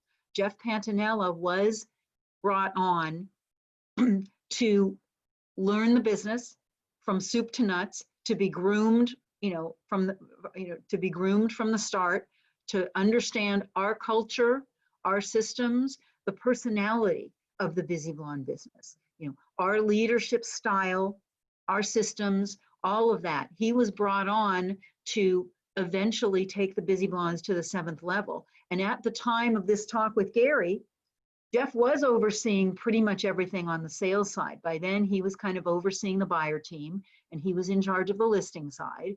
And then we had a rock star, Kathy Kendrick, and Kathy Kendrick was our lead manager, chief EA that managed the rest of the administrative side. However, it's a stronger system with the 3 hires. MREA is based on the 3 hires. And what I'm going to talk to you today, ideally, is that you're 3 key hires away from building this business. So even though it wasn't out at that time, in the book, this is the original 7th level model for MREA. This is how you get to the 7th level in the book. I'm going to refer to the original MREA charts and models much more than the new ones. I've got a few of the new ones here in the presentation today. They've actually never officially been published. I mean, Gary was going to rewrite MREA and have MREA 2, some of you may remember, and it never happened. And I think the MREA slides, and you'll see when we get through this, I think they get a little too confusing and a little convoluted. I really like this basic model. So look at this basic model. You've got somebody in charge of the admin right under you. You are the CEO. You've got the marketing administrative manager, and there's all those kind of other possible roles. They're not mandatory roles. They're possible roles that all fall under that person. You have a lead listing specialist who also has another listing person under him or her. And then you have a lead buyer specialist who's building a buyer team under them. We have with us today special guests, like I said, from Baton Rouge, Louisiana. I coached the Key Finders team. They are the #1 team in Baton Rouge. And Stephanie Pierce is on with us, if you see her pretty picture. And she is building that buyer team right now for the Key Finders team. So that's the original model, and we'll be referring back to that a lot. So this was my first family reunion. I'm going to take you down memory lane. I went by myself. Judy didn't go. We'd only been in the company a couple months, but they count your production from the previous year. And we used to have an awards night Family Reunion doesn't have it anymore. We used to have an awards night where everybody got all dressed up, as you can see. And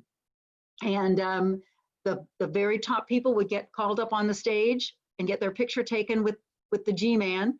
And I had no idea sitting there that night as they started announcing, you know, number 5 in the company, number 4, number 3, number 2. I had no idea that they were welcoming Busy Blondes as number 1. This was Family Reunion in Orlando.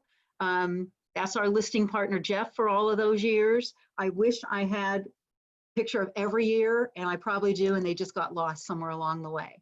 This was our biggest year. That's my partner, Judy. Our biggest year was 2004. So of course that got celebrated at Family Reunion 2005. We made over 2.9 million in GCI. For volume counters, and I don't like to count volume because you could take a bunch of listings at 1%. You could do a bunch of builder stuff that's only paying you 1.5%, and you still have the volume. I like to talk in GCI. However, for those that are curious, that was the big year. That was 112 million in volume. And I threw this in because there's Martha, everybody. That was Family Reunion in 2006, Las Vegas. Sometimes we took the whole team with us.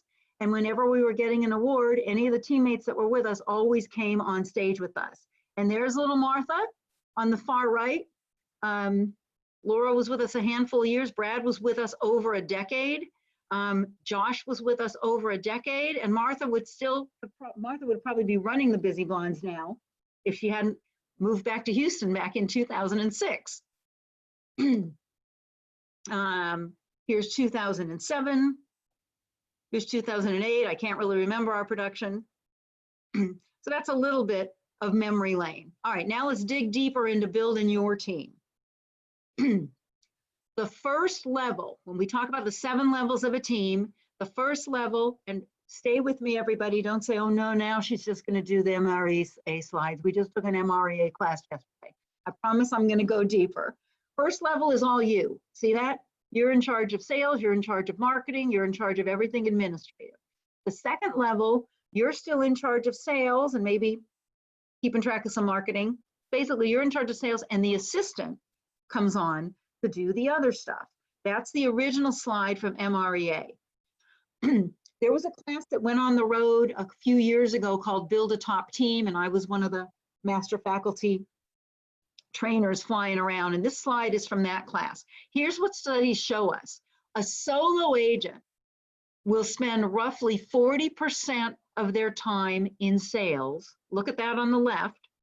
And 60% of their time in non-income producing stuff. That's what the studies and the research shows. KW loves research. So if you're a solo agent, you're only able to spend 40%. Cynthia, if that's you on the line, think about you.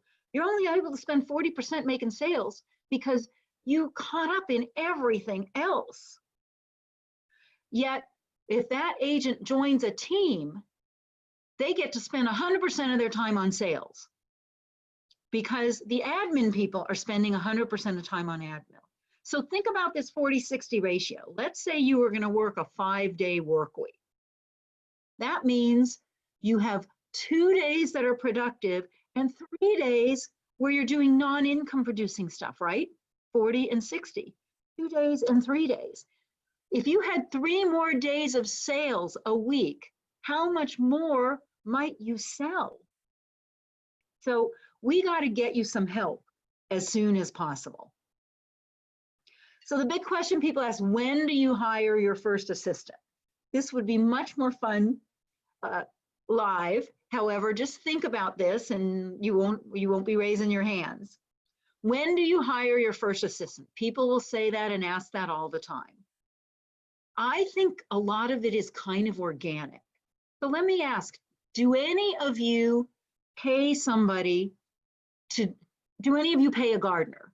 Now, if you don't, it's fine. If you like doing your own gardening, if you like mowing the lawn, or if you like doing it, I mean, a lot of people enjoy gardening. It's therapeutic, they like it. However, for those of you that happen to pay a gardener, when did you decide to do it? How did you decide to do it? Why did you decide to do it?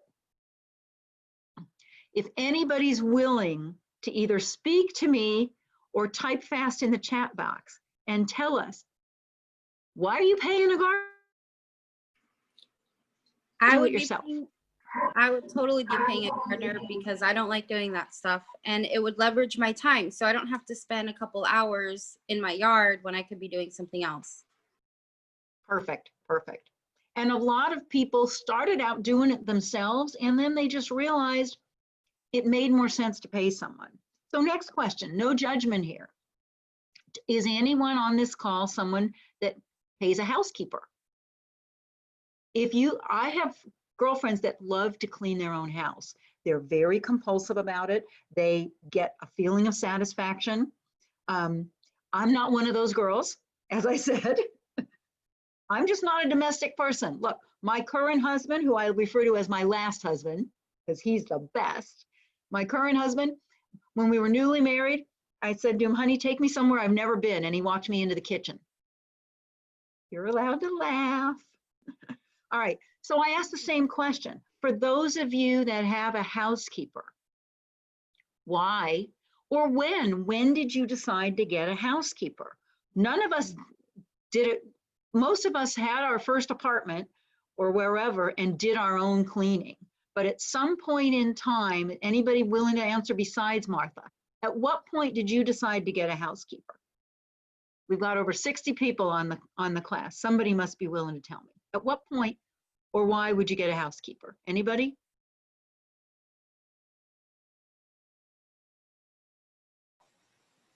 All right. When I could afford one and I wanted more time. Bless your heart. Thank you so much. Yeah, exactly. So that's kind of the answer for the assistant. Now, Keller Williams research has shown, for those of you that are really structured thinkers, you'll need a full-time admin person at approximately 24 to 40 deals a year. But that's a real generalization. In LA, I think when I hit 18 deals, and I was a little kid still in my 20s, when I hit 18 deals, I think that's when I got my first part-time assistant. It's high maintenance in LA. Do you know, on the west side of LA, do you know we don't use lock boxes?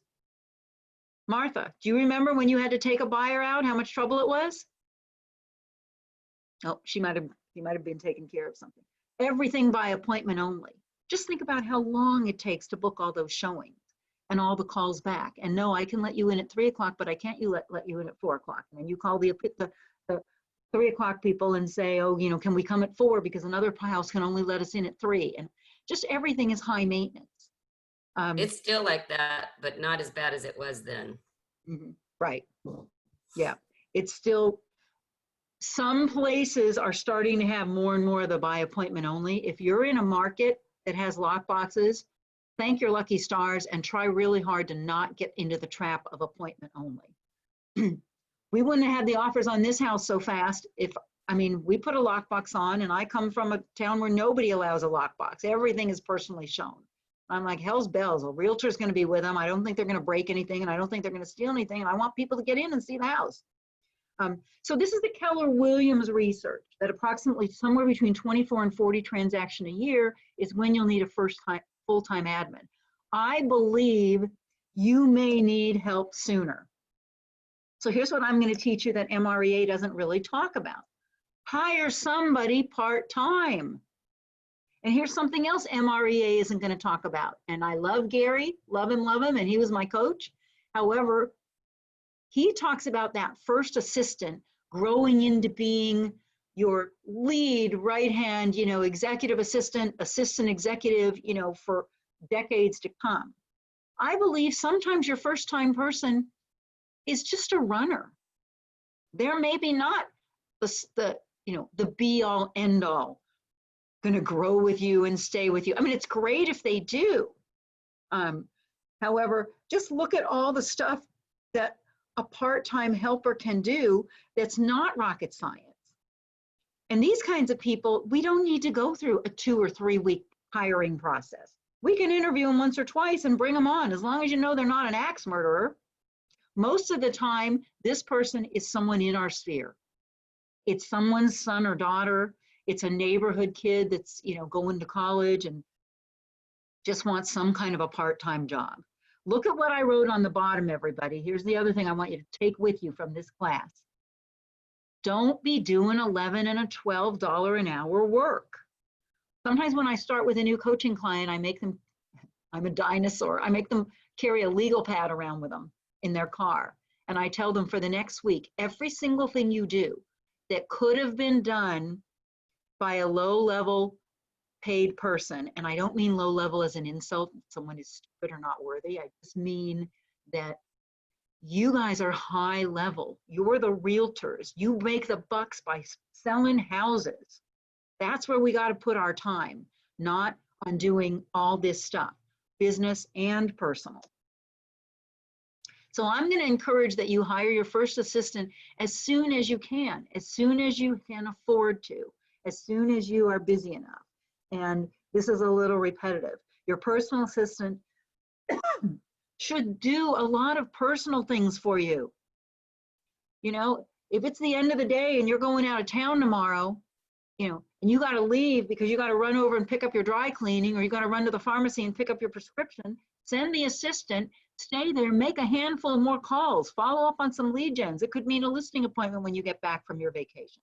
We've got to really stay in our strength zone and delegate the lower level stuff. That's what a personal assistant could do. The business assistant helps your business grow more. Start out, let's say they answered your phone and returned calls. Everybody, here's something else I want you to get. When people call you and you answer your own phone, it's a different impression than when people call you and someone else answers your phone. No judgment for all of you solo agents. I was one too. No judgment. Think about it. If you moved to my town and you said, oh my gosh, I'm going to have to find an accountant. I said to you, oh, you got to call my guy. You got to call Harvey Lawrence. He's been my accountant for years. He knows everything about independent contractors and gets me great write-offs. He's the best guy. You got to call him. If I give you his number and you call up and it rings and someone says, accounting office of Harvey Lawrence, how can we help you? You get one visual, right? Harvey Lawrence's office, may I help you? Good morning, thank you for calling Harvey Lawrence. You get one visual in your mind, right? What happens when you call and you hear, hello? What do you think? Hello, Harvey Lawrence. When I'm live, some of you say small business. Some of you have said schlep. Some of you have said, oh, he probably works from home. He probably doesn't even use an office. Let alone the realtors that are answering their phone in the car. They got kids screaming. They're in the market. They're ordering at takeout food and the little speaker is talking back to them while they're on the phone. You guys, get an assistant and figure out a way for her to start screening your calls. Changes your entire, you wonder why people don't respect us as an industry? We teach people how to treat us. All right, I'm going on a soapbox. Sorting, discarding, answering your emails, sorting your paper mail. I live in email hell. I will be giving you my email address and I'll be offering some goodies for you. If you write to me, I always say if I don't answer, write to me again. Because I don't have an assistant anymore now that I'm just an independent speaker and independent coach. Another thing on my soapbox, if you take one thing away from this class, take this. I just talked about the assistant can sort through your emails. Email is a monologue. We need to be in dialogue. There is no substitute for a voice-to-voice conversation. Not a text, not an email. Email is a great way to deliver information. Text is a great way to deliver information. However, we have to be in conversation. I play this little game when I teach live. I want all of you to read this email.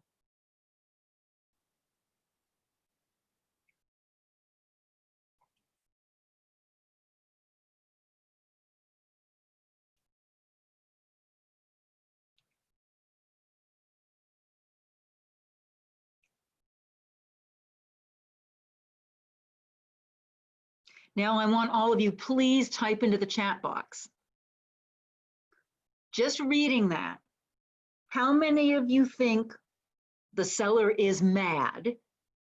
Or how many of you think, no, the seller's just curious. The seller is just saying, just curious, like, Ray, what are your thoughts on this?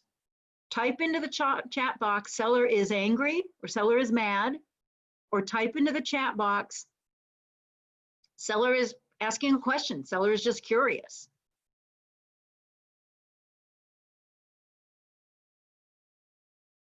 Now our wonderful Bailey, I don't know if she's with us right now, so I might not have a way to even see what everybody wrote in.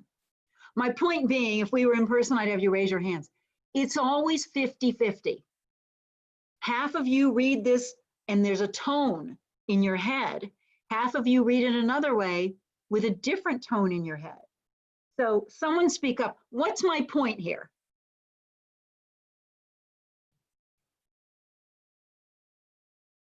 Tell me now, what's the point? What's my point here? It depends how well you know your customer. Then you'll be able to understand their tone, where they're coming from. Well, it may be okay if you know the customer real well, but sometimes we don't know the customer or the client real well. So you're kind of going where I am. There's no tone in the email, right? We don't really know. More business is lost because we don't pick up the phone. One thing I'm real impressed with, and John and Sarah Mamo, the Mamo team here in Little Spring Hill, Florida, my little tiny beach town, they do between 250 and 300 sides a year. They were my agent when my husband and I moved here. They're our agents now in this bind. They pick up the darn phone. If I get a text from her, the text is like, when can you talk for a couple minutes? They pick up the phone. I'm in dialogue with them right now almost every day because we're in the middle, of two transactions. They don't just send me emails about stuff. They pick up the phone. So again, my high horse. If you're taking notes, write this down. Less typing, more talking. It will make you so much money, you all. It will make you so much money. And don't give me this millennial stuff. I coached a guy who was nominated for the 30 under 30. He's in Portland. And I said to him, you have such a great business. And where does it all come from? And he said, Ray, here's what I believe. He goes, when I'm in a transaction with these people, I'm talking to them. He goes, and I know some of the young people say they only want to text or whatever. He goes, I'm young. I tell them, hey, we got to be in conversation. And they get it. I tell them, hey, you got six-figure money is on the line here. This is probably one of the biggest financial things you've done in your life so far. We need to talk voice to voice. Okay, enough of my high horse. Other things your business assistant can be doing for you. Most of what I'm writing doesn't require a license, depending on where you are. Most of what I'm writing doesn't require a lot of training. I know a couple of you wrote in, you're already at level 4, which means you already have assistants and you already have buyer agents. Maybe this is just giving you a few ideas how to leverage even more. So here's my question for all of you. Are you all over the place?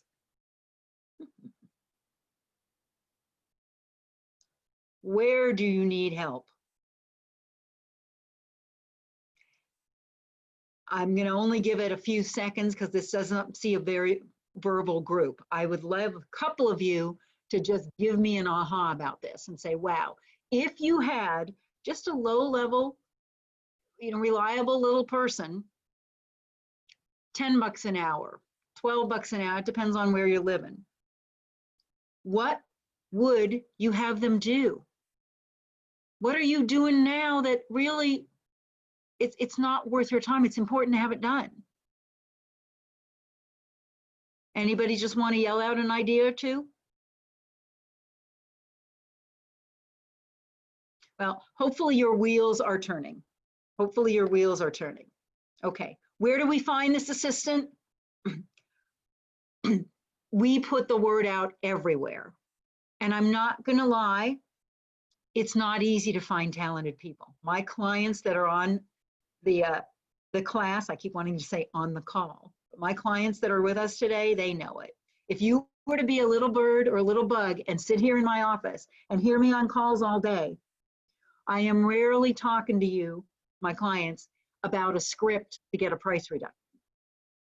I am rarely talking to them about objection handlers. I can do it. I certainly can do it. We are talking all day long about people. We're talking about agents on their team, staff on their team, or we're talking about hiring agents for their team, hiring staff for their team. It's what we spend most of our time talking about. It is not easy. We need to make it a priority. If you're going to grow a quote business and you have maxed out your own efficiency, this is the biggest priority. You cannot have a business with only yourself. You hit that ceiling. So we've got to put the word out everywhere. And I'm sure that some of you are thinking of other things, besides what I have on here. I am a dinosaur. You will not find me on Facebook. I don't do any social media. A lot of my clients are able to recruit through social media.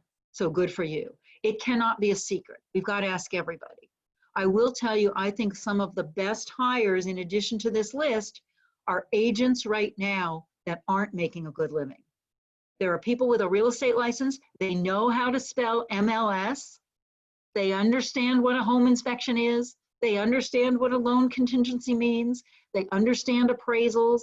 They've probably sold a handful of deals in their career. They're not making a living. They either want to join your team and be an agent on your team, or some of them are good with paperwork and details and they want to join your team and have a steady paycheck.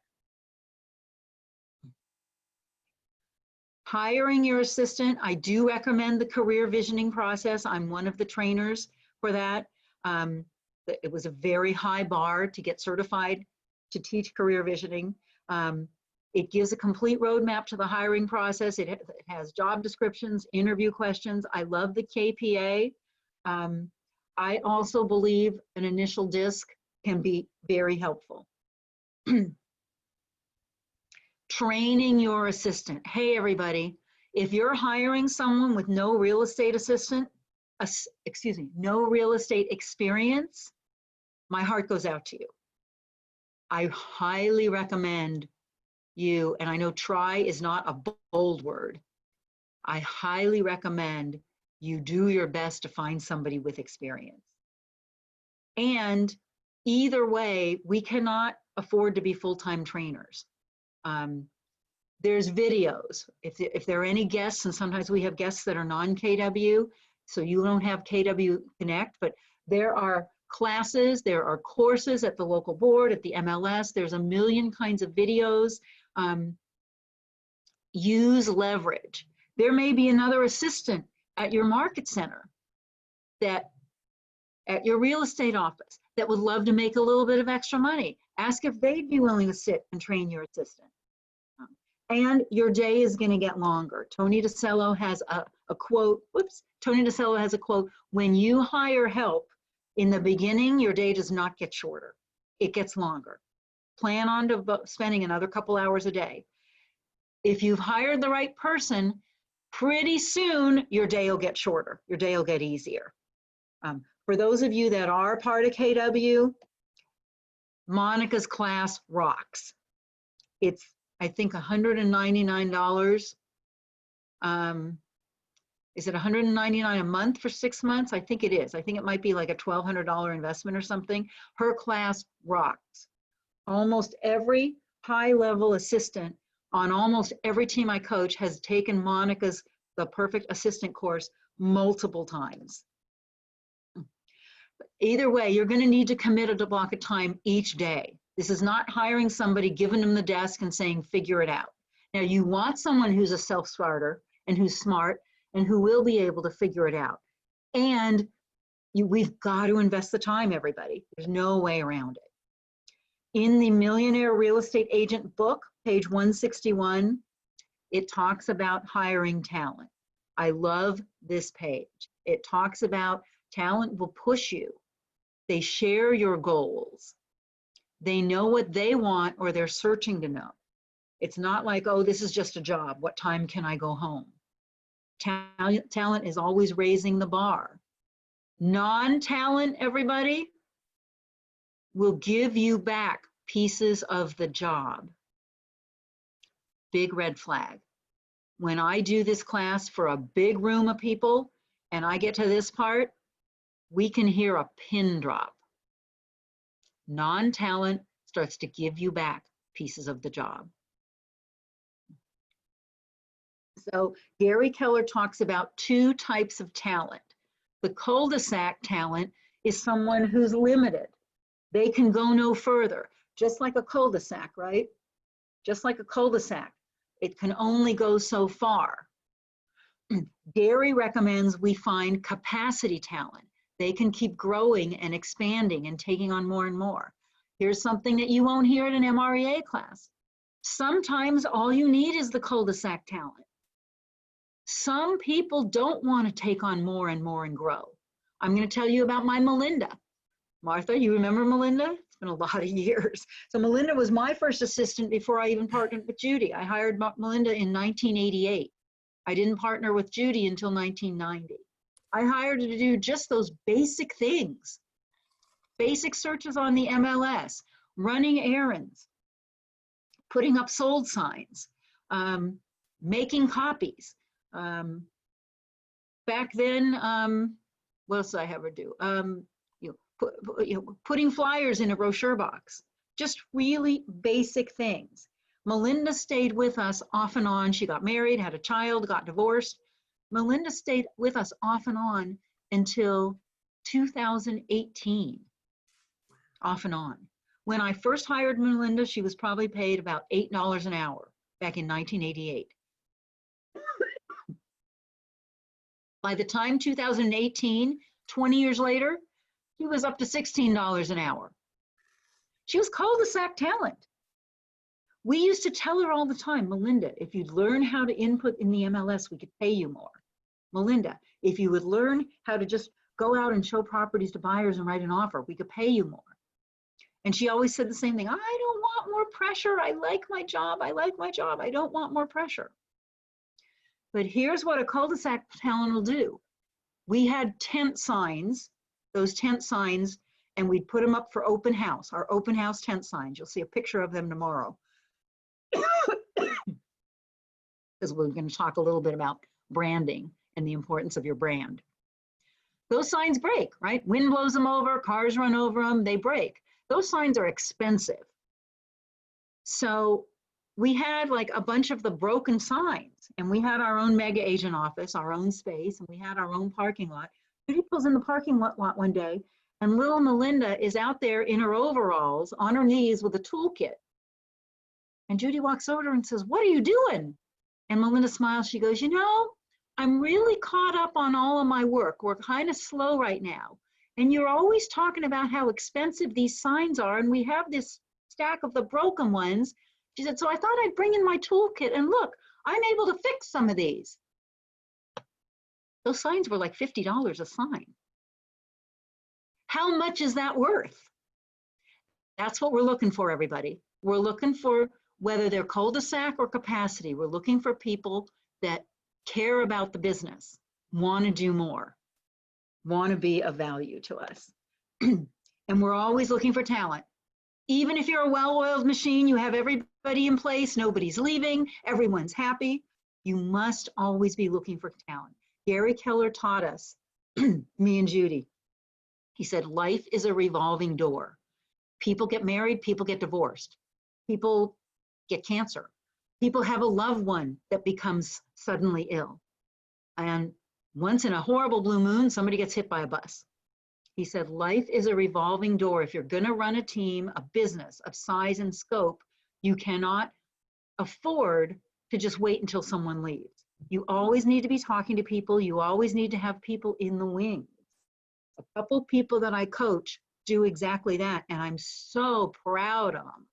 I'm so proud. They'll say, oh my gosh, Gracie's giving notice. She's going to stay home with her baby, or, you know, so-and-so's giving notice. They're moving to New York, you know, the elderly parent needs more care. And I'm like, you know, how you doing? And they'll say, it's okay, I got someone else. It's okay. There's someone else that I've been talking to. They're going to be really excited that I've got an opening. We're Ray, always, I have a thing I remember whenever y'all were hiring me that I've always taken with me to try to hire for talent. And you used to always, you asked me whenever you first were hiring me, when are you going to leave us and go to be on your own? And it was something that I could tell because I didn't know how much talent I had if I didn't have other people telling me first, because I had no idea about real estate.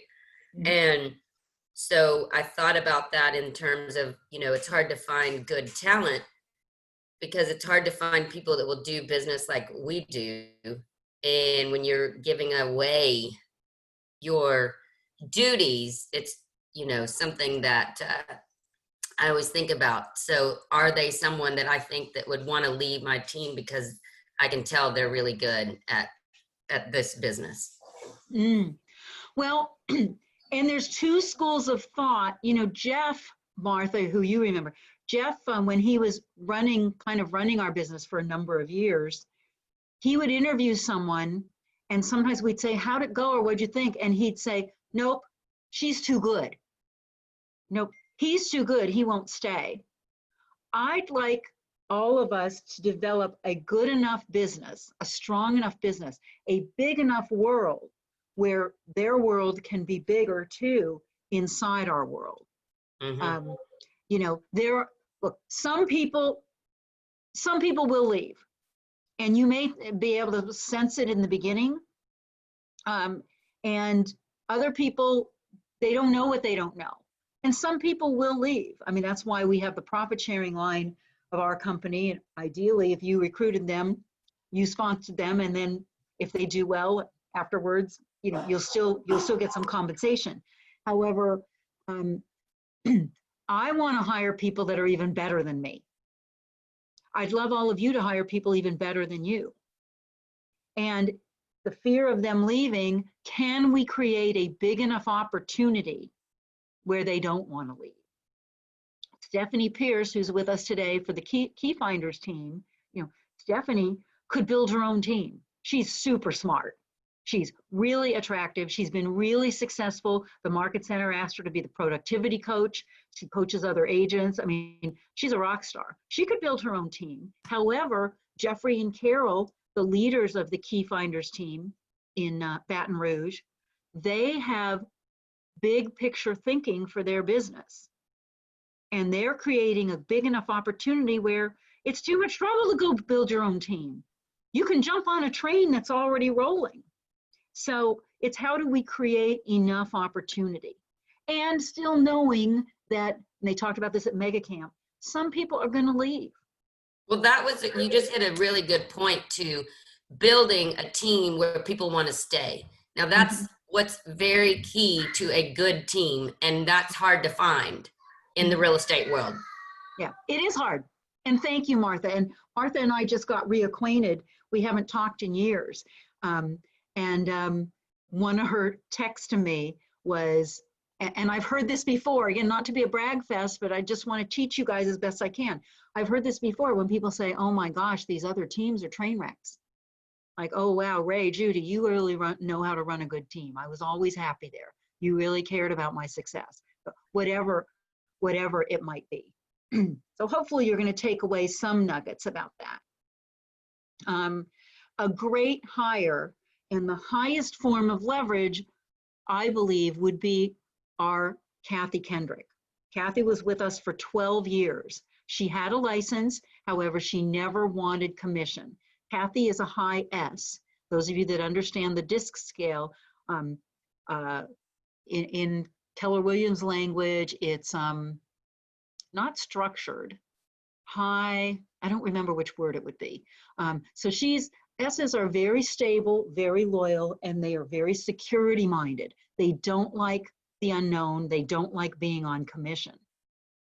So she turned into our office manager, person in charge of the whole admin staff, and she turned into also our contract negotiator. So Kathy, after we took the listing, here was her profile. We hired her before we came to Keller Williams. So I'm going to guess we hired her sometime in 2000 or 2001. And oh, it says, duh, it says she's on my team from 2001 to 2013. Okay, so once we took the listing, me or Judy, or once we got our listing partner, Jeff, here's how the listing appointment ended. We said to the seller, thank you so much for listing with us. Maybe we shake their hand because it was no COVID back then. And we said, here's what's going to happen next. See this file of papers, and we had the disclosure papers in a file. And in California, way back then even, it was at least an inch or an inch and a half thick, at least. See all these disclosure papers? These are very important and they need to be done early in the process. You're going to get a call from Kathy. She's our manager. Now, off script for a moment, everybody. When you say to someone, you're going to get a call from my manager, would you usually think they're going to get a call from someone who's above you or someone who's below you? We wanted them to think Kathy was above us. We wanted them to think Kathy was our boss. But you're going to get a call from our manager, Kathy. She is going to want to get with you and get all of this disclosure paperwork done. So we said, you're either going to come into the office and meet with Kathy, or Kathy will come over here at you to the house, because it's real complicated, the California disclosures, and everyone in California is sue happy. So on our team, we had Kathy almost all the time do the disclosures in person with the seller.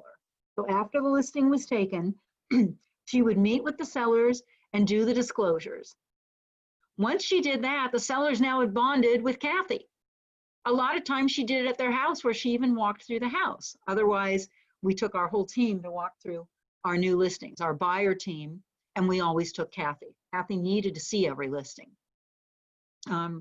When calls started to come in on the listing, those calls went to Kathy.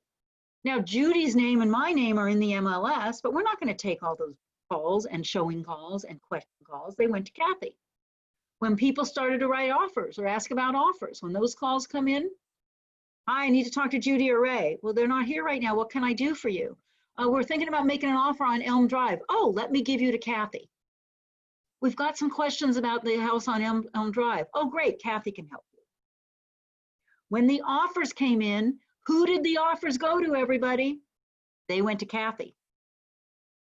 Kathy called up the seller. Seller already knew Kathy.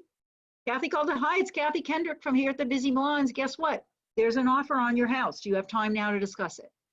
Once again, we're in a high maintenance, high price market. Most of the time, we try to set an appointment for the sellers to come into the office or for Kathy to go to them. But she negotiated all of the offers.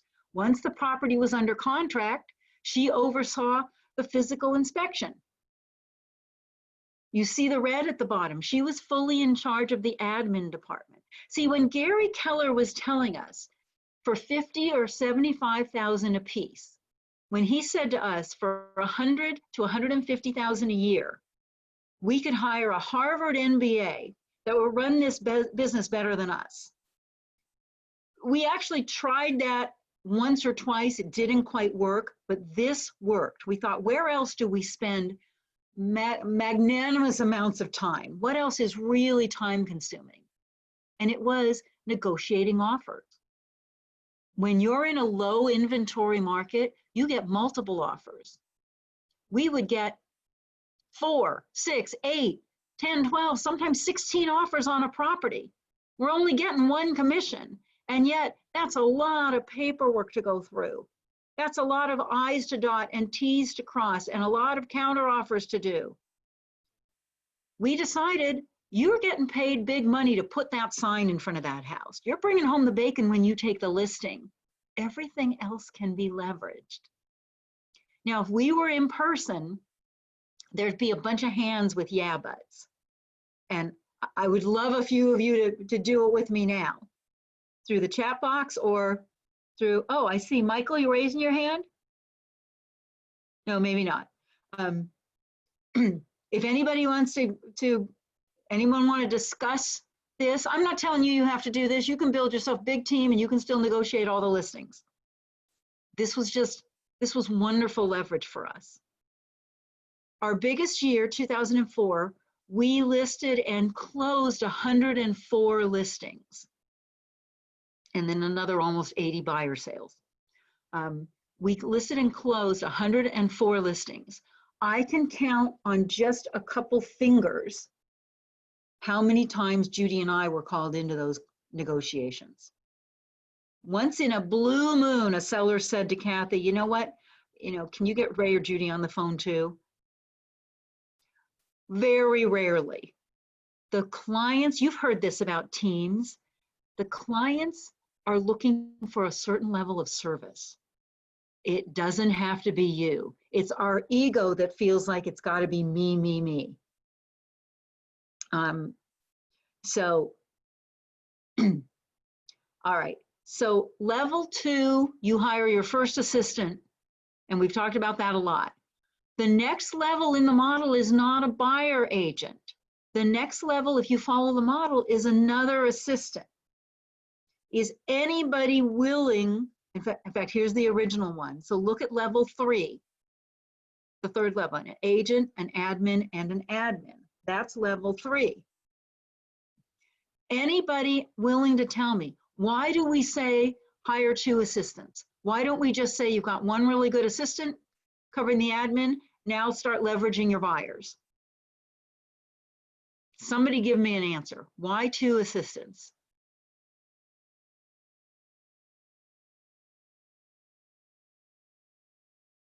Anybody?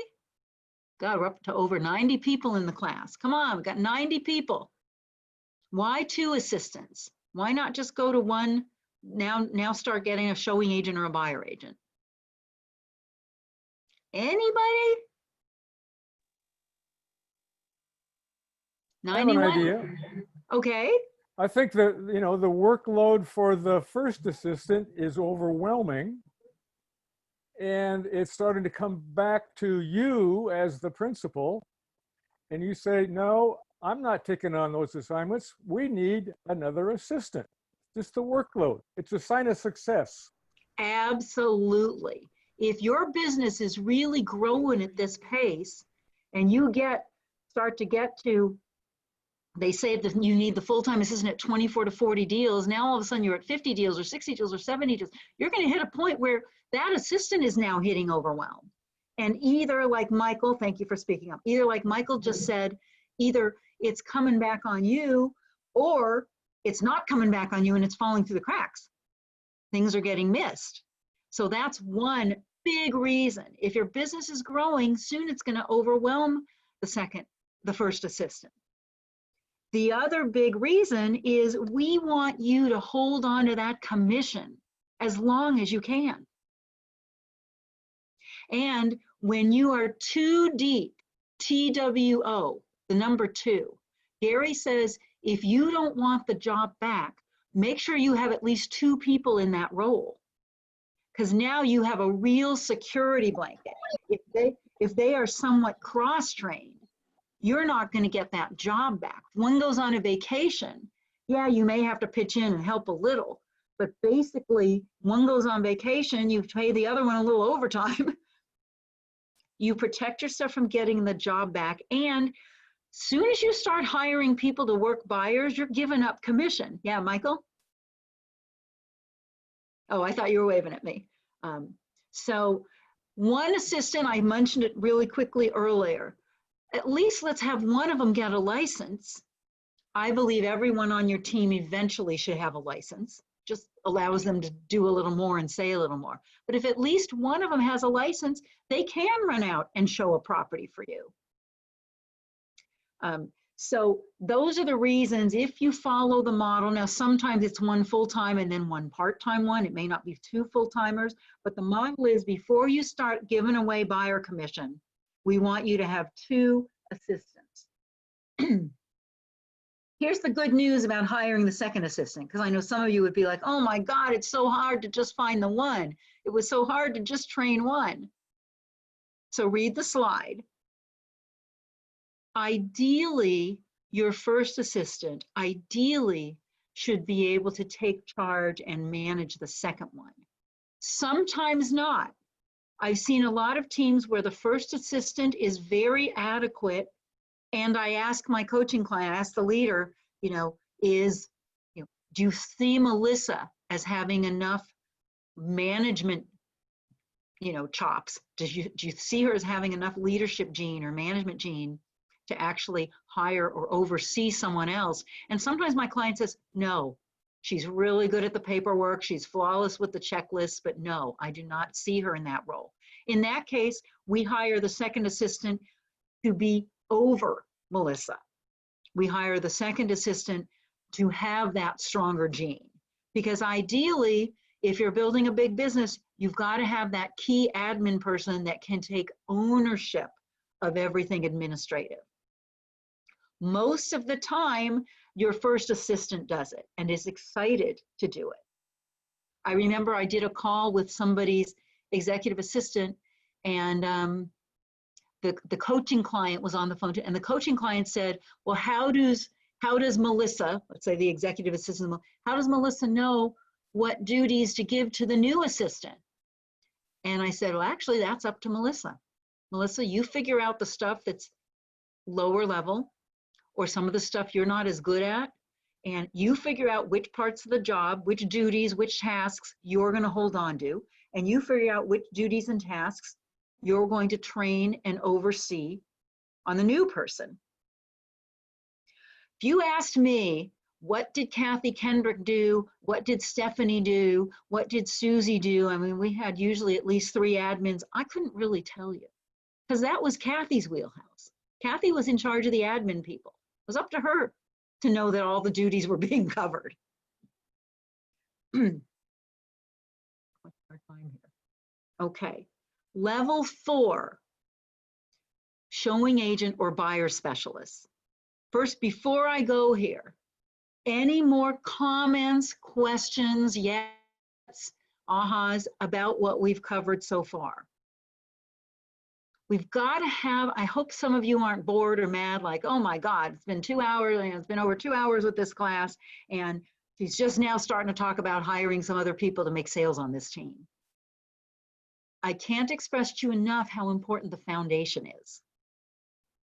With a strong foundation, you know what Martha and I were just chatting about, you talk about a team that people don't want to leave. A lot of that people not wanting to leave it is because the foundation is strong, because the support is really strong and reliable and dependable. Stephanie Pierce on the Key Finders team in Baton Rouge, she doesn't have to create a whole admin staff. They're already there and they've been there for years and they're rock solid.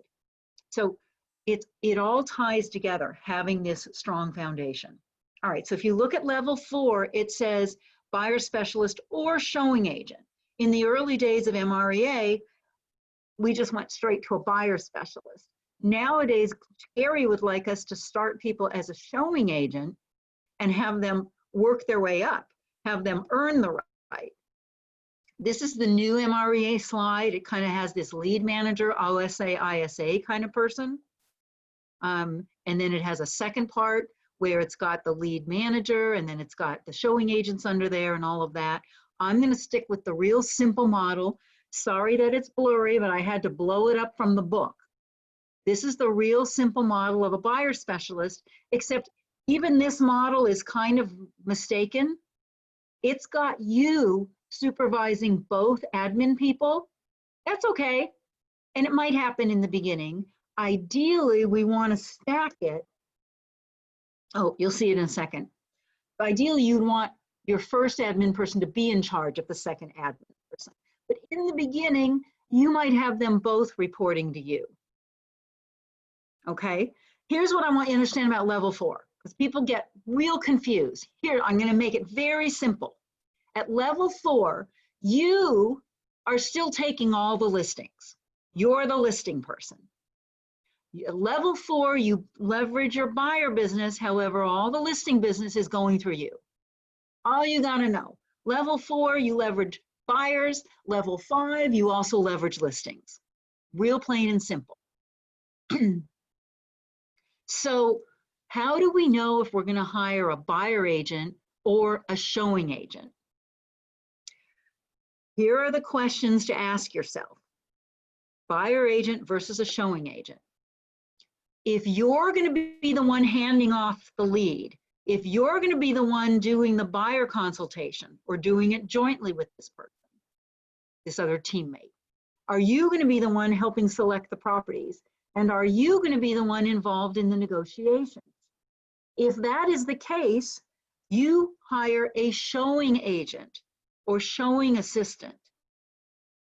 A lot of you, a lot of us, we're giving away big commissions and we're doing all the hard work. So look at this real carefully. It'll be in your workbooks.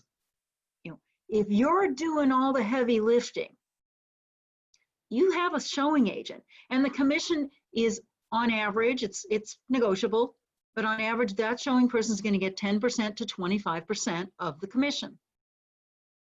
Okay.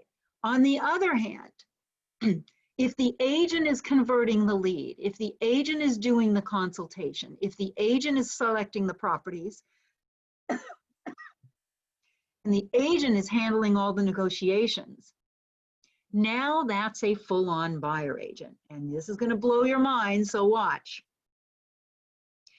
The commissions on buyer agents these days are anywhere from 30% to 50% on most teams. Most teams are not paying 50% anymore. Some of the biggest teams in the nation, Lance Loken, for example, I've been told Lance Loken pays 20% to his buyer agents. Some of you will know that name. However, Lance Loken's buyer agents do no lead generation.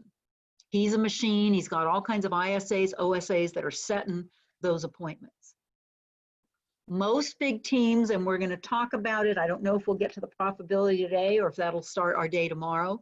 Most big teams are not giving away 50% to buyer agents anymore. When the MREA book was written, we as leaders of these teams did not have the kind of expenses we have today. Now I know I'm blowing your mind, and my coach, some of my coaching clients that are on this Zoom today, we talk about this over and over and over again, because generally you just think 50-50. And if those of you are members on a team, I'm not trying to take your money away. However, I'm just saying we must remain profitable as the leader of the team. And the way the financial model works, we cannot give up more than 50% on the buy side and still support everything and still have a legitimate, worthwhile profit margin. So we have more expenses now. There's ISAs, there's OSAs, there's all kinds of Zillow, and there's Realtor.com, and there's all kinds of, websites and web input. There's, nowadays the databases and all that stuff. It's just way more expensive. Staffing costs are way more expensive, salaries. And yet, in some cases, the commissions are going down, not up. It all depends on your value. And when you're offering enough value, you can have a win-win at a lower commission. So I'm going to put little Martha on the spot. And it's been so many years, maybe she doesn't even remember. Martha, do you remember what our commission splits were for the buyer agents on the Busy Blonde team? We were at a 50-50. No, you weren't. No, 35%. Well, after the Keller Williams split? No. So, no, we paid our buyer agents 35%. Now I'm going to get over all of your heads. Only because Martha asked that. Lots of teams right now are putting their buyer agents on 35s or 40. Maximum 45. Because at some point, think of the hierarchy of this model. At some point, once you get past a few buyer agents, you're going to need someone to oversee them. You're going to need a sales manager, a lead buyer agent. Some people call it their operations manager. You can write this down, or maybe it's too long to write down. Saying I made up. All of the Indians cannot report to you. As you build this team and lead this team into the future, all the Indians can't report to you. Now, in the beginning, they're all reporting to you. You just have one or two assistants, maybe then you get a buyer agent. Everyone reports to you. When you start to build a business, all the Indians can't report to you. The Indians report to the chief. The chiefs report to you. So at a certain point, you're going to need somebody to manage and oversee the buyer team. And this person has to get paid. And almost all the sales managers, the biggest part of their compensation is the override on the buyer team. They're going to get 5% off of every buyer deal. They're going to get 10% off of every buyer deal. And you may even be putting in other lead gen systems to help the buyer machine. If you're paying a 50% right off the bat to the buyer agent, you got no cushion. Now you're going to pay another 5% or another 10% to the sales manager or the operations manager. Now you're going to say, oh, there's this great new fandangled lead gen system. I want to start spending a few thousand a month on that. Before you know it, you have no profitability. We'll talk deeper about profitability. So that's what I want you to grasp. If I pulled out my roster right now, and I keep a very small roster, I only have maybe 12 or 13 clients. It's quality, not quantity. Almost all my teams, the buyer agents aren't getting a 50%, and they're okay with it. Now, let me address Martha's question. I don't want to get too deep in the weeds. On our team, we had kind of like when we came on to Keller Williams, they were floundering in LA. They needed us desperately, and we got a special arrangement. As the years went on and Keller Williams became bigger and bigger and more well-known, these special arrangements rarely exist anymore. I told you I'm super honest and transparent. We kind of had like a group cap for the team. So all the buyer agents on our team, they got 35%, however, they didn't pay any Keller Williams fees. We absorbed their caps, so to speak. However, it was a 35% commission. And again, I have many successful teams, very successful, who have happy buyer agents that are staying there year in and year out for 40 or 45%. I'm going to take you a little deeper on this in a different way right now. We've talked about the buyer agent. We've talked about the showing agent. ISAs and OSAs, we're not going to talk about this much.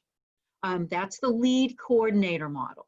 This model is the most popular or the most prevalent if you have massive internet leads. If you have massive internet leads, Gary says, don't do it unless you have someone that all those leads are going to filter through. Someone that's going to text them and call them and scrub them and get them to the point where they're ready for an appointment, and then you hand those to the buyer agent. Most buyer agents suck, excuse my language, at working internet leads. Not all of them. And some internet leads are better than others. Some systems are better. Some towns, some price ranges get really good internet leads, and that way it's not so hard on the buyer agents. However, most buyer agents are not mammothly amazing, nor even that happy with working lots of internet leads. And Gary said years ago, if you're going to spend the money on the website, you're going to spend the money on the zip codes, and you're going to get all these internet leads, you better start and spend the money on the ISA or OSA. ISA is the inside sales associate that just takes the incoming leads. OSA is the outbound sales associate that's maybe calling and following up with those leads all the time. And Gary says you got to have that person to sort through the internet leads. Your decisions on the ISA or OSA are, they can be on-site or virtual. I'm a dinosaur. I like stuff on-site, as Martha attested to. We were a real work at the office place.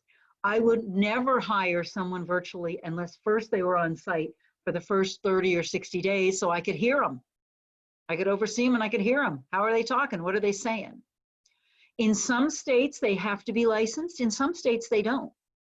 California, they don't have to be licensed.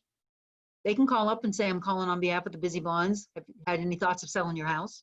They can say, we've just sold a home in your neighborhood. You know, we've got leftover buyers. You have any thoughts about selling? They can do all that without a license. The common pay is an hourly base or a monthly base plus a bonus. That is the common pay. You could find an ISA and put just on straight salary with no commission or no bonus. You might find an ISA that'll work on all commission where you don't have to give them a base. But common pay is what I wrote. And in most commonly, oh, whoop, I thought I had a price there. We hear something like a $1,200 or $1,500 base a month. They're not supposed to be able to live on it. They're supposed to live on booking appointments and making sure that these people seem real enough to buy or sell. That's how they're supposed to make their living. The base is kind of just to hold them accountable. The highest base, so sorry, I'm fighting the tiniest little cold this week. The highest base that I would recommend is $2,000 a month. I had some coaching clients in Conroe, Texas, kind of outside of Houston, I think. I think that's where they were. Anyway, they were paying their ISA like $3,000 a month or $3,600 a month. And you know what? That guy could make a living on that in a small town in Texas. And you know what? He didn't convert very much. He just wasn't that good. Well, you know what? You're getting $3,000 a month or 36 grand a month. You don't have to convert. So, and then the bonuses are usually a 5% or a 10% override.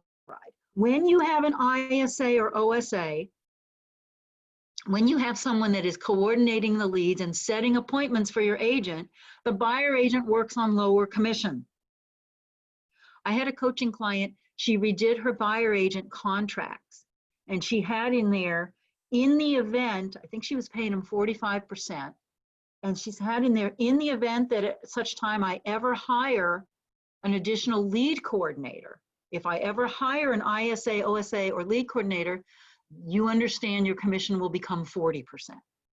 And I remember I said to her, Courtney, why do you have that in there? You've never talked about having an ISA. She goes, I know, but what if I do? She goes, I just figured I might as well have it in their contract now. In this model, if warm leads or ready, willing, and able appointments are getting handed to your agents, they work on lower commission.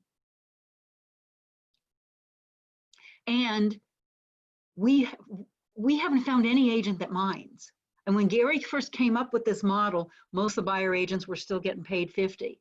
He said to all of us in his mastermind, go to your team and ask them, hey, if you never had to touch another internet lead, if we had somebody here all day long and all they were going to do was set the appointments for you, would you take 40% commission instead of 50%? All day long, they said yes, all day long. So here's a question for some of you. What if you're the ISA? I've seen leaders that are the entire model, they're giving warm leads to their teammates. Past client, warm sign call, they're given ready, willing, and able buyers to their teammates. Then you're the ISA. I think the teammate should take a haircut. I just think this is not all a gravy train. I think if you're giving people warm, fuzzy leads, past clients, people in your database, they're ready to buy, hello, we're ready to buy a house. That's gravy. I think that those kinds of personal warm referrals, I think if you're the ISA, you should get paid for it. I just think we give away the store. And then I have coaching calls with you all, and we're looking at your P&L, and you're saying to me, where can I cut? Why am I not more profitable? How could I be more profitable? And a lot of times I say, you know the answer, you just don't want to hear it. This is not about being cheap. This is not about being greedy. This is not about how cheap can you get someone. This is about running a profitable business where it's a real win-win. And I know in the early stages of building your teams, it's almost like when you're a brand new agent and you discount your commission on your first few listings just because you're nervous and you just want the listing. I know in the beginning when you're building your teams, sometimes you give away too much. And then as we work together, as you grow, you wind up changing the the percentages and making more a win-win.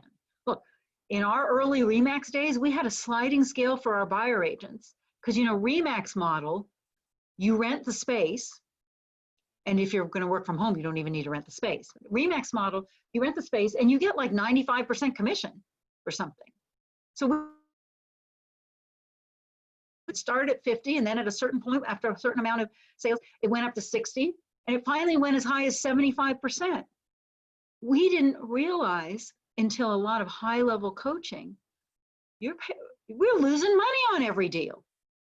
You can't pay out 75% commission and then still support your office and still support your staff and still support your marketing and all that. You're losing money. You make more money. You just refer it out to somebody and at least you get the pure 25% with no expenses.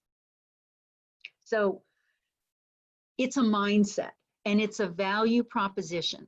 If the value is strong enough, then agents will stay with you and they will be happy. All right. Yep. Well, I will start level 5. I could end us now a little early, or we could dig a little into level 5. Let me first, I've thrown a lot at you this morning. Here's one thing I'm learning, which is just fascinating. Doing this on Zoom, it goes way faster. I mean, I can do an all-day class and it's hard for me to get to level 5. And that's because of all the interaction. So we're going to probably end a little bit earlier today, give you guys a break, and I'll bet you tomorrow when we start at 9, I will bet you pretty strongly we'll be done long before 12:30 because we're just not having many conversations. Not that I want to cut you short. Okay, so this is the new MREA slide for level 5 part 1. As I shared with you, I find these new slides convoluted, and because they've never been published in a book, I'm going by the old ones. However, just for a quick few seconds, this is what the new level 5 slide looks like. The important part about it is the part 2, because it's got the listing agent. This is what the book looks like. Again, because I blew it up for the slide, it's kind of blurry. Here's the important part to understand. Read my text, read my words. At level 5, you begin leveraging your listing business. You are still taking some listings. However, you have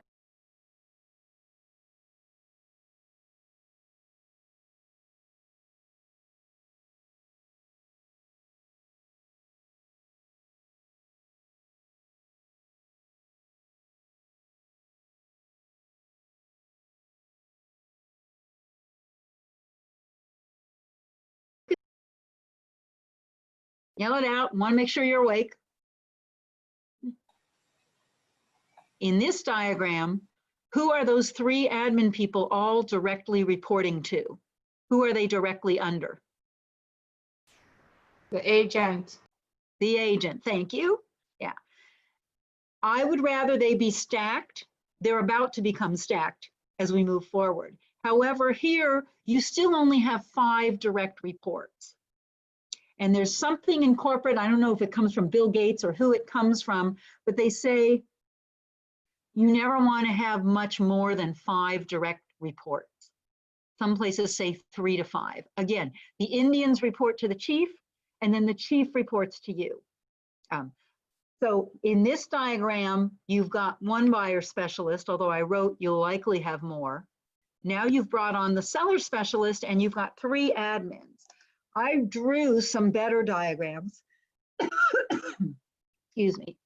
So I'd rather see the top one, you have your lead admin or EA, and then the 2 other admins are under him or her. That's what I'd like you to be building. And more likely at level 5, you're going to be the second diagram. You're going to bring on that listing specialist. You probably have multiple buyer specialists by then. You might have 3 or 4 of them that are reporting directly to you. You might not have the lead person yet, but usually we have more buyer agents than listing agents on most teams. Okay. So let's talk about the listing specialist compensation. And once we get through the listing specialist compensation, I'm going to take some final Q&A, I hope. Such a quiet group. and then we'll close out our day. Listing specialists compensate. People ask me that a lot. Well, how do we pay a listing specialist? Everybody talks about all the ways to pay a buyer specialist. No one talks about how to pay a listing specialist. So I'm going to ask you the same questions like we asked you about a buyer agent versus a showing agent. What is this listing specialist going to do? That's my first question. If you found me in the halls at family reunion or mega camp, that's going to be my first question. Well, tell me exactly what this listing specialist is going to do. Will the listing specialist be prospecting for the lead, or is it handed to them? Will the listing specialist prepare the comps and the presentation, or does someone else on the team do that? Will the listing specialist be responsible for the seller follow-up and follow-through? Does the listing agent make the weekly calls to the seller?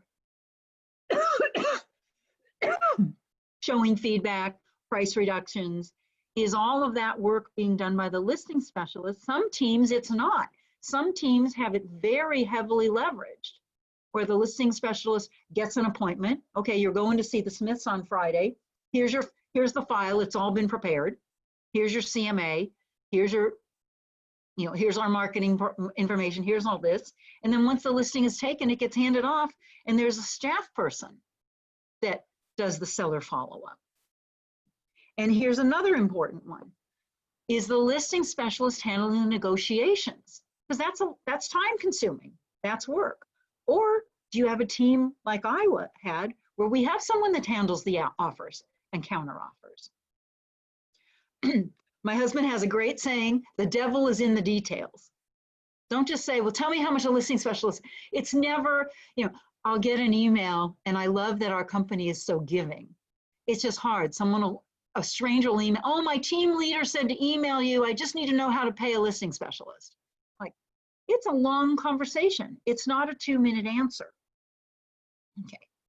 There are many listing specialist models, and every team is different. Every team, the way they do it is different. Now, when Gary wrote MREA, he actually did put something in the MREA book about listing specialist compensation. He didn't put much, but his original listing specialist model was a base salary or a base guarantee plus commission or bonus. That was Gary's model in MREA. It's on page 178, and it's not real specific. However, he writes about the base, or maybe he didn't even put it in writing in the book, and I just remember this from coaching with him or being in the masterminds.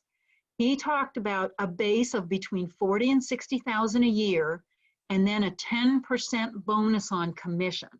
And he said in almost any price point, in almost any city, that would be appropriate for a listing agent. So that was a model Gary had in mind many years ago. He still likes the idea of the base plus the bonus. That being said, I have coached many, many, many teams, and I will tell you very few teams are paying a base. Very few. Some are, however, very few.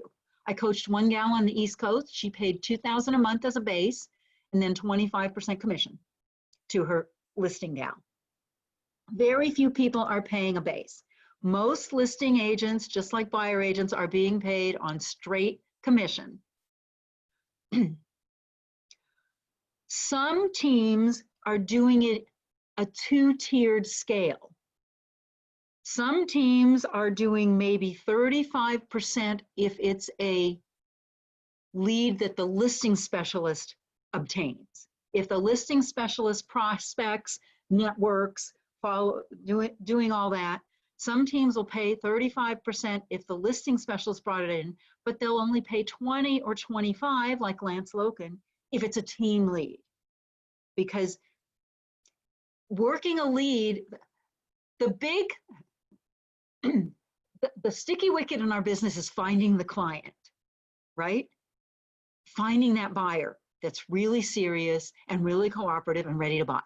Finding that seller that's ready to list their house, ready to price it right. If you have that seller, they're ready to list their house, they're ready to price it right, they're super motivated. How hard is it to list that house? Come on. It's not that hard. Past client calls you up. Says, hey, Doreen, we're ready to move again. My gosh, we would never talk to anybody else. Come on over.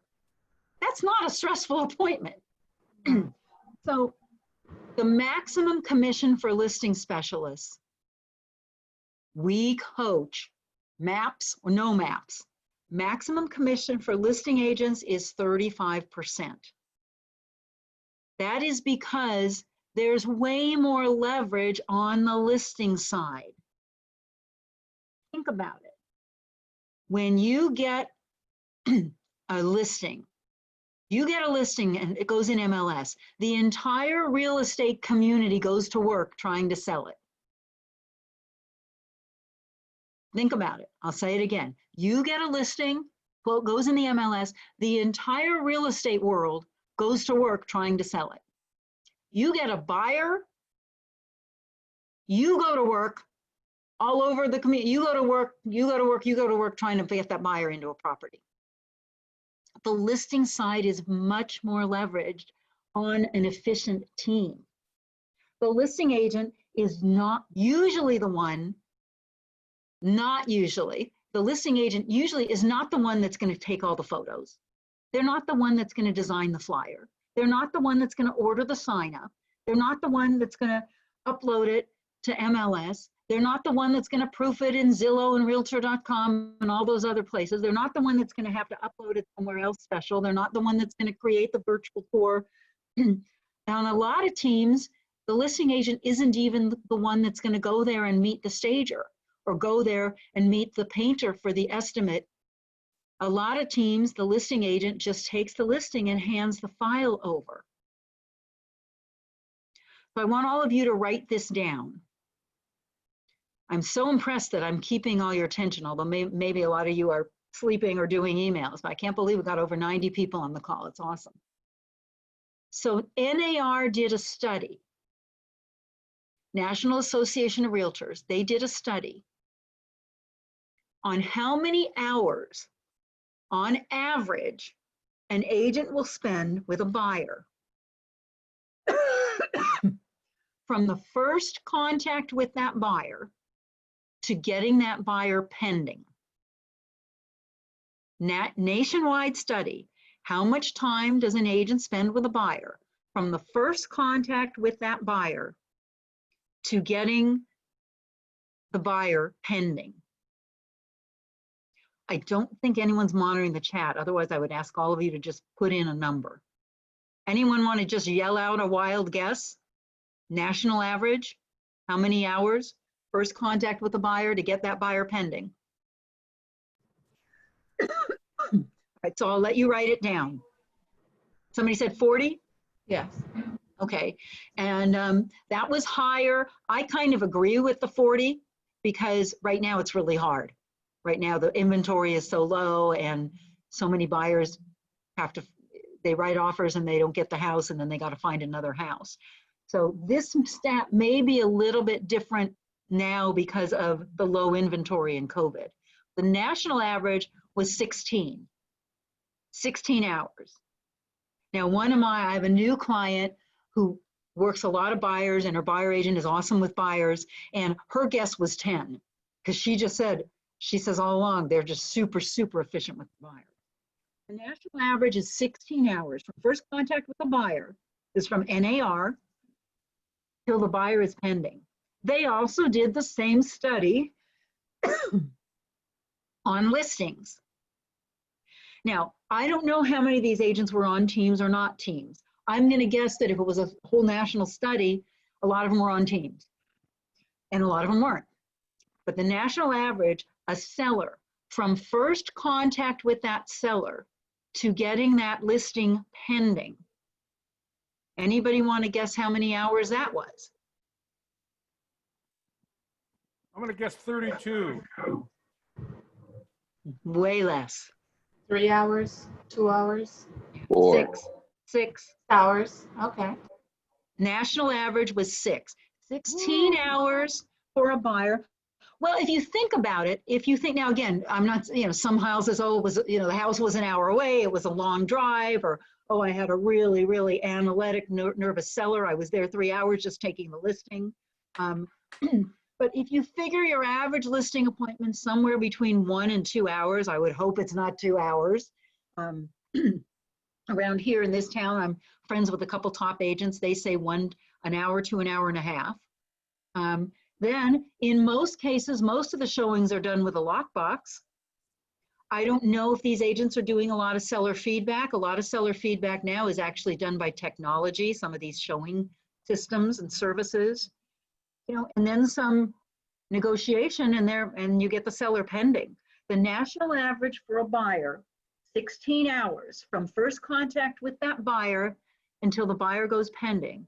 And the national average for a seller is 6 hours from first contact with a seller till the seller goes pending. I would totally believe the seller one if you're on a team. Totally. If you're on a team, the listing stuff is so leveraged. So if you go with these averages, theoretically, a listing agent should be able to do almost 3 times as many transactions as a buyer agent, correct? If you go with these numbers. That is another reason that the maximum split for the listing specialist should not be higher than 35%. And that is another reason that,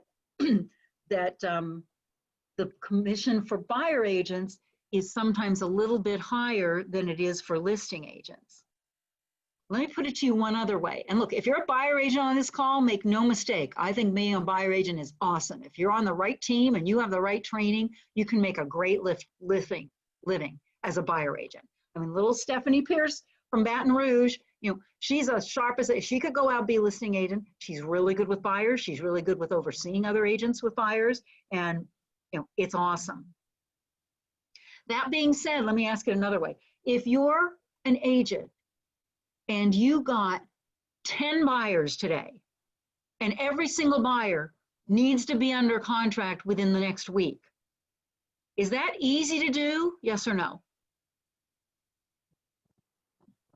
That'd be tough. However, if you got 10 sellers today, and every single seller wants to be on the market in the next 7 days, is that easy to do? Yes. It's awesome. Yes. It's awesome. I mean, if you got 10 buyers and they all had to be pending in the next 2 weeks, in the next 3 weeks, it'd be a handful. You got 10 sellers, you price them right, it'll sell. So this is the listing compensation model. I recommend the 2-tier because I think warm handoffs are they're just a pleasure. I think that the lead is worth its weight in gold. That's why Dave Ramsey can charge so much. That's why Zillow can charge so much. That's why some of these places, they'll charge you 35%, 40%, some places 50% for a hot lead. The lead is everything. So I believe if you're going to hand off leads, they should be at a lower split than if that agent is going out there to bring in the bacon. Some teams like the 2-tier. I have other teams that it's just too complicated. They're like, I don't want to have to keep track of it. I'm going to come up with one split and that's what they're going to get paid. I just don't want to have to be doing all the keeping track of it.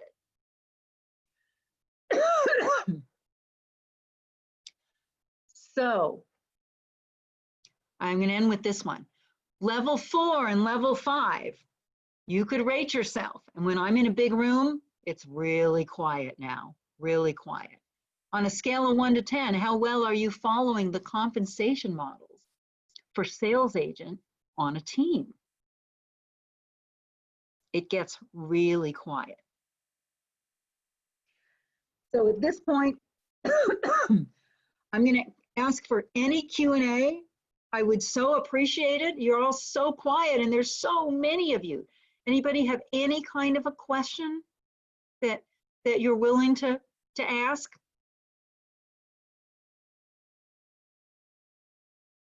Any ahas? Has this been helpful to you? Has this been, interesting to you?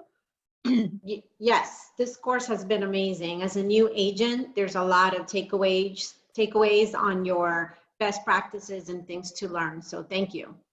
Thank you so much for saying so. It's interesting. At family reunion, I don't get many new agents because there's so many sessions for them to choose from. Family reunion, when I do the show of hands, if it's about taking your team to the 7th level, I don't get many. As I travel and do these classes for our Florida organization, I get a lot of new agents. And sometimes at the beginning of the class, I feel kind of bad because I feel like, oh man, I hope that they're not bored. And I so appreciate the feedback. I do very often hear that, like, wow, it's really showing me what's possible, or wow, it's really expanding my thinking. One of the highlights for me, Ray, is talking to your client about capital gains. And I know that piece. I'm hoping you'll share some more information on that, because oftentimes we do the next sheet and we just send it over to the client, and we don't have that discussion, or at least we probably don't know how to have that discussion, so that we can guide them through it. So I can't wait for you to share that part. Okay, I promise I will tackle that first thing tomorrow morning. And here's what I'm going to also say to all of you. If there's anyone in the class that would like to first answer that question for Doreen, that really, I mean, some of you may work more with business owners, with investors, things like that, and you may know a little more than me about capital gains. I certainly know the basics, enough to not get anybody sued or in trouble. So when we open tomorrow, I'm going to address this, and then I would love someone else to take the Zoom stage for just a couple minutes and maybe talk to us a little bit about capital gains when we're working with our sellers. I'm sorry, Doreen, would you mind repeating the question? And I've got some information I could send you. I'm just finding out more about the discussion with the seller. Of course, if we're talking about capital gains, we're talking a little bit about taxes, and it's something that we want to be sure we know what we're saying, because we're not accountants. Right. And we want to guide them, but we don't want to give them information that may, be different from what their accountant says. So any information we can learn as to how to have that conversation will be helpful, especially when you have someone whose house is paid off and they're going to net 400,000, what do they do next? And you don't want to give them incorrect information on that. Awesome. Yeah, so I will address, and you're right, I don't give too much information because I'm not an accountant and I'm not an attorney. However, we want to have some knowledge about it. It's important to have some knowledge. Other than, I mean, you can always say, wow, you could owe some tax off of this giant net here. You better talk to your accountant. I'd love you guys to know just a little more. And I don't have is it Katja?